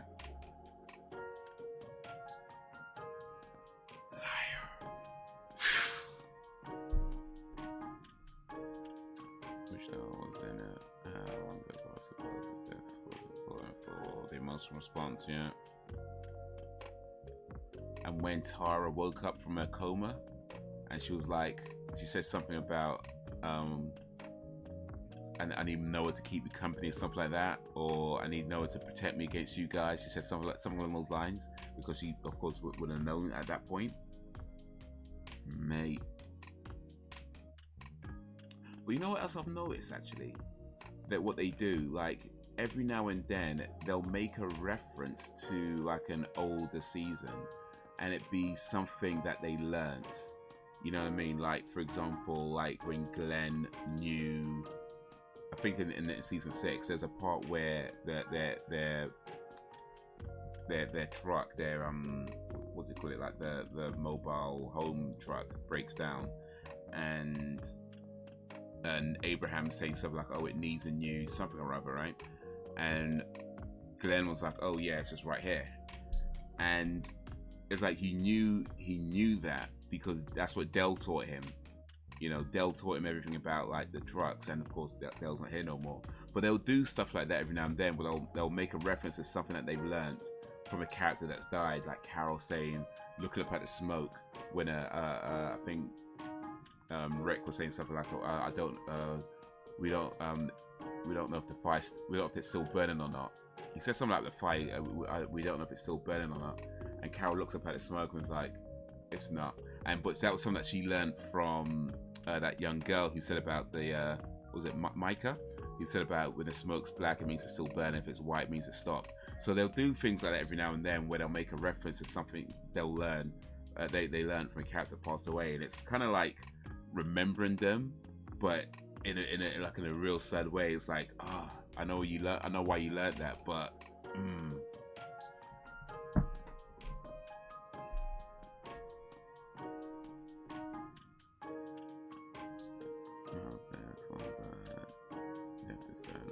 Oh, Mel, yeah, he got well, Mel was like a very unlikable character though, for the most part, wasn't he? He was a very unlikable character, and of course that's deliberate. He's not supposed to be a likable character. But yeah, he did have his redemption a little. He had his kind of little his mini redemption bit towards the end, and so yeah, when he died, it was like, oh man, and especially like.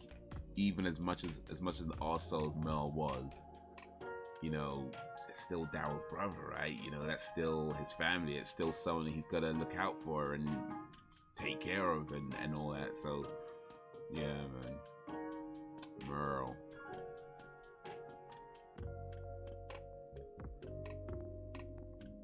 Okay, I'm good in the end. He died doing it. Yeah. Tried to help them out, but it just,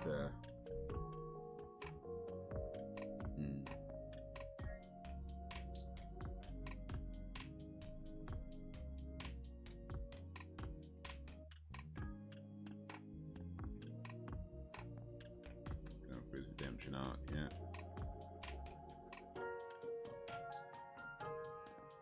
Yes, I'm not right of that.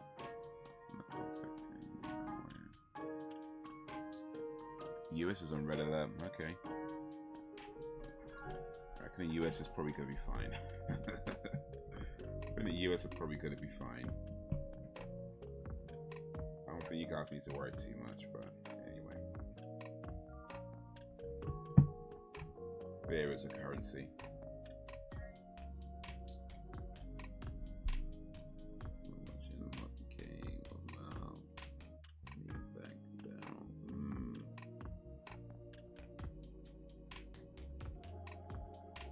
Yeah, Daryl is getting his new.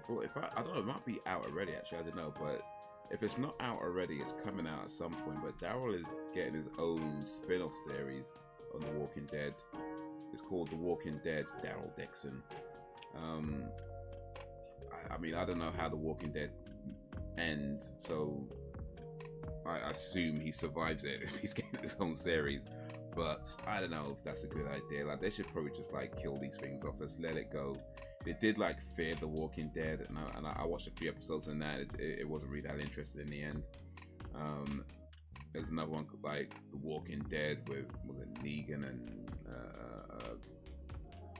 I forget the girl's name, but they're getting their own spin-off, and it's like, dude, just leave this thing alone, man. Just leave it alone.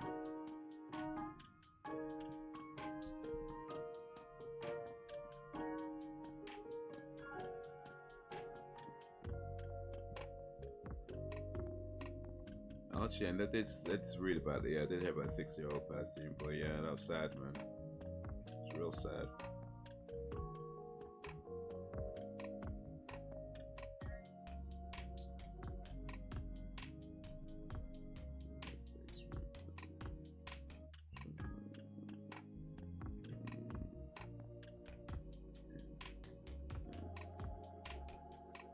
So many things to say, so for sure, for sure.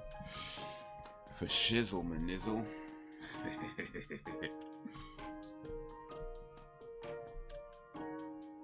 Yeah.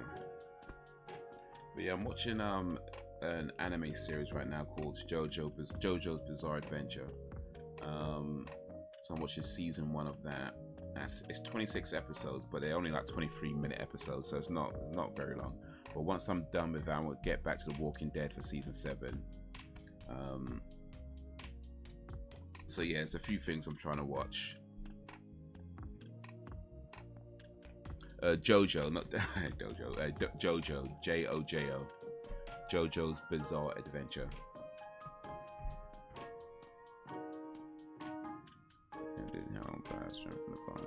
Oh no, for sure, for sure.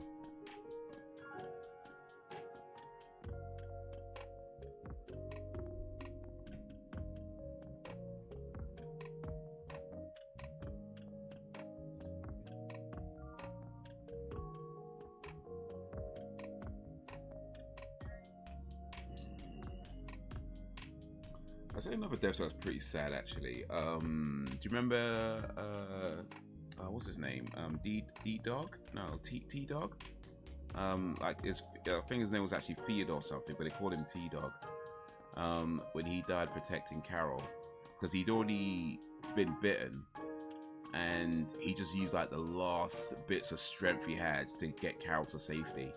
And then at the end, he just kind of threw himself inside this big pack of walkers just so Carol could get into the prison cell door to shut behind him. He was like, just go.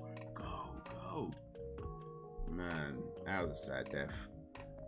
And Tyrese, he had maybe one of the best death scenes actually, just because like of the way they did it with the how he's seeing all the people who already died and how they were telling him about things. He even saw that guy that he told people he killed, but he didn't actually kill him. And he was like, you just seeing all the men, all of them, and all the things they're saying, and the children. They were saying, "Oh, it's better here, it's better here." And he's like all in his delirious state. And he's seeing like the governor and all of that. So I feel like Tyrese for me had the best death scene in terms of like that story that it told while he was dying. And then when you actually see that he died and they had to take him out of the car, even though they chopped his arm off, it was like too little too late at that point. And then he dies, and it's like you just see them take him out of the car, you know it. And you know it, it's like, man.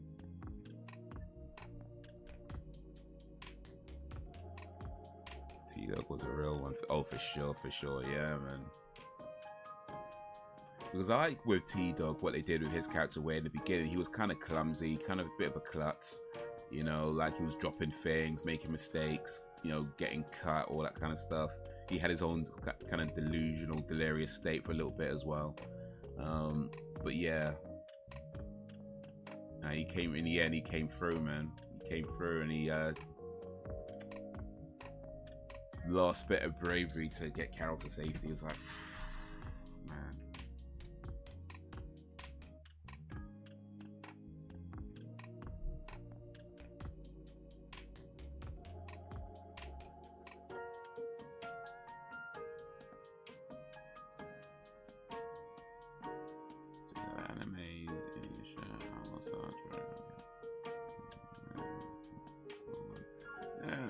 Maybe. Maybe. There's a lot on that list, dude, so we'll see. But yeah. Maybe. There's a few shows that I'm trying to get through. Like some of them I've seen before, but I want to watch again. So like The Walking Dead, Cobra Kai I've seen before, I want to watch that again. JoJo's Bizarre Adventure I'm watching for the first time. Also want to get through Stranger Things again as well. Hopefully before the new season starts, if the new season starts, all the delays that's been happening. Also, was it Gen V on Amazon Prime, that The Boys spin-off that just dropped, so try and get through that eventually. And of course, Loki season 2. So yeah, there's a lot already on there. We'll say about the Inuyasha and Outlaw Star. Cowboy Bebop, I might just allow that. I ain't gonna lie, man, because that does not look appealing. I mean, maybe never say never, of course, but Cowboy Bebop does not look interesting to me at all. So I might just allow that one. But we'll see. We'll see. We'll see.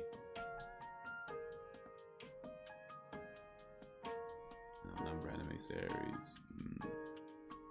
Strange Things reminds me to watch that last season so far again. Oh yeah, no, that last season was incredible, wasn't it?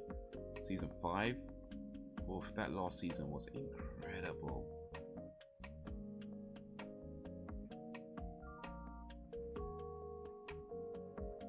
But yeah, I'm gonna watch that again. Definitely wanna watch that again.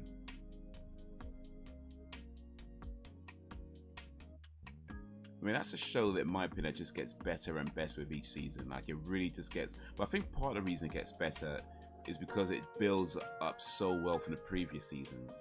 You know, like, it builds on so well from what they've done before, that by the time you get to the later seasons, it's just incredible. So I don't know if you can just start with season 5 and appreciate it for what it is. Like, I feel like you really do need to start with season 1 and then get through season 1, season 2, season 3, 4, and then by the time you get to 5, it's just incredible. You know, it's just so incredible because they build them so well on what they've previously done. So yeah, hopefully they do get to a season 6. I know actors strike and writers strike and this strike and that strike, and these are young actors, so you know they can't take too long. You know what I mean? They're supposed to be teenagers. By the time they're filming it, all these guys got like pot bellies and beards, and that is like, nah, you can't be taking too long with this because they ain't gonna be able to pass for teenagers for much longer. Like they're already like, I think like late teens, early 20s by now. I think already like late, maybe early 20s. So they're already at that age where it's like, bro, you really want to be filming it now if you wanted to pass for teenagers. Like they're already looking big, especially like my man, what's his name, something McCullough. That dude, like he had some kind of growth spurt. Like that dude was like all mad young in one season. The next season, man's looking like he's had like been like married for 20 years. Like, like he just grew up. Man just grew up, and it's only been like I think like a year or two or something. But from one season to the other, he must have had just a massive growth spurt because he just looked different. Was it something McCullough? I think his name is. So the guy who plays Caleb. Is it Caleb? I'm forgetting their names right now, but yeah, I think it's Caleb. You know, let me look this up before I just embarrass myself. But one of the guys, like he just looked mad different from one season to the other. It's like, you know what? You need to film these things now. Forget the writer's strike, forget the actor's strike. You need to film these things now because these guys are not going to be looking like that for much longer. I promise you.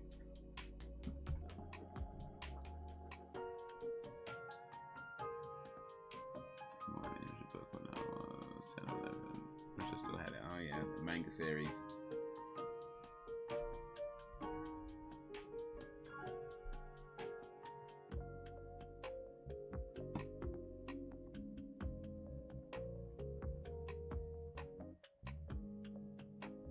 Okay, so his real name is Caleb McLaughlin. His real name is Caleb McLaughlin. If I'm saying that right, I'm not sure I'm saying it right. McLaughlin. Caleb McLaughlin. But he plays Lucas Sinclair. So yeah, that guy. Like from one season to another, the dude just looked different. Looked different. He must have just grew up. And literally, somebody said to him, "Act your age," and he just went. So yeah, they can't be taking too long with these seasons, man. They need to start filming this now.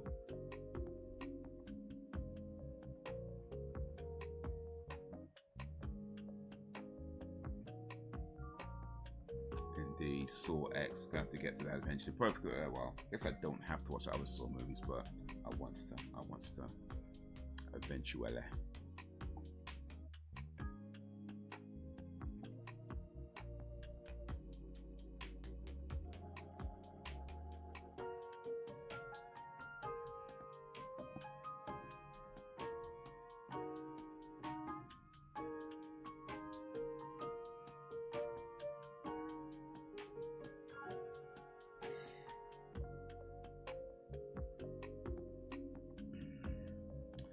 Yeah, it is about that time again, guys.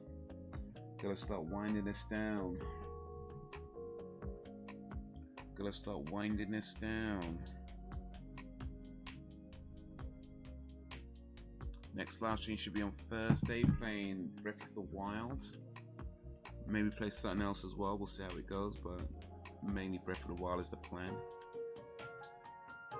Hopefully you can join me for that. 8 PM GMT.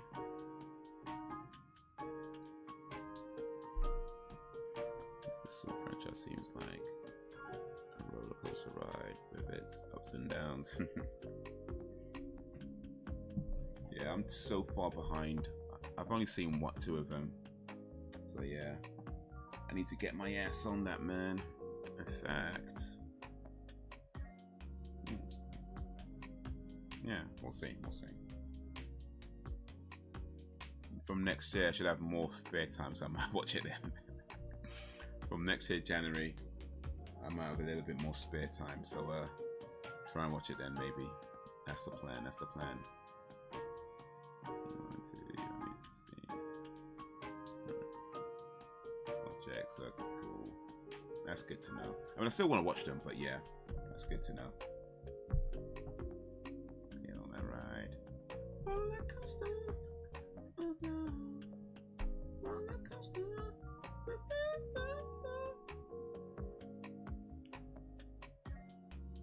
Check out the British sitcom Fleabag.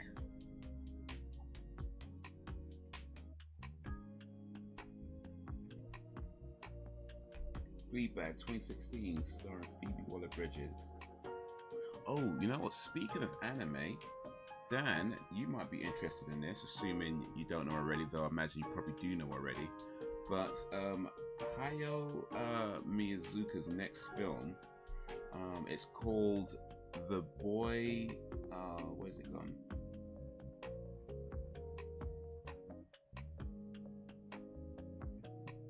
Where's it gone?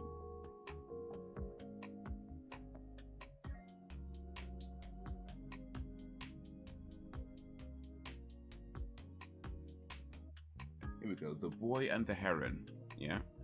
It was supposed to be his last ever movie because he's going to retire after it. Because, I mean, you know, this dude doesn't retire. Like, he goes into retirement, comes out retirement, goes into retirement, comes out retirement. But anyway, it may not be his last movie ever. That waits to be seen. But the point is, it's his next movie that he's coming out with. It's coming out soon. It's called The Boy and the Heron. It should be released very soon. I think in December, actually. I was just going to double check the dates now. But it's apparently part autobiographical, so it's part based on his life. But yeah, that's the next Hayao Miyazaki movie, out very soon. Maybe even out already in some parts of the world. But yeah, that's something to note. It is. Let's see here. I'm checking release dates now. So yeah, December it's out in the UK. 26th December it's out in the UK.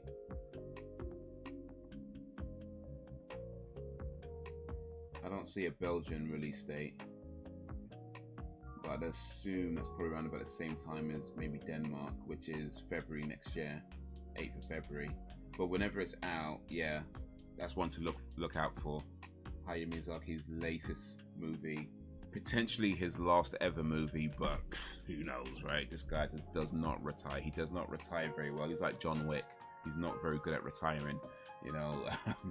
But it was supposed to be like his last movie before he retires, even though he retired before they came out of retirement to make another. It's a whole thing. But yeah, The Boy and the Heron, out soon. Look out for that. I might try and get that I might try and get to the cinema to watch that, because that's one to pay attention to, methinks. Hayao Miyazaki is something to pay attention to, if you're not already. I've not seen all his movies, but I've seen enough to know that he knows what he's doing when it comes to making movies, so yeah.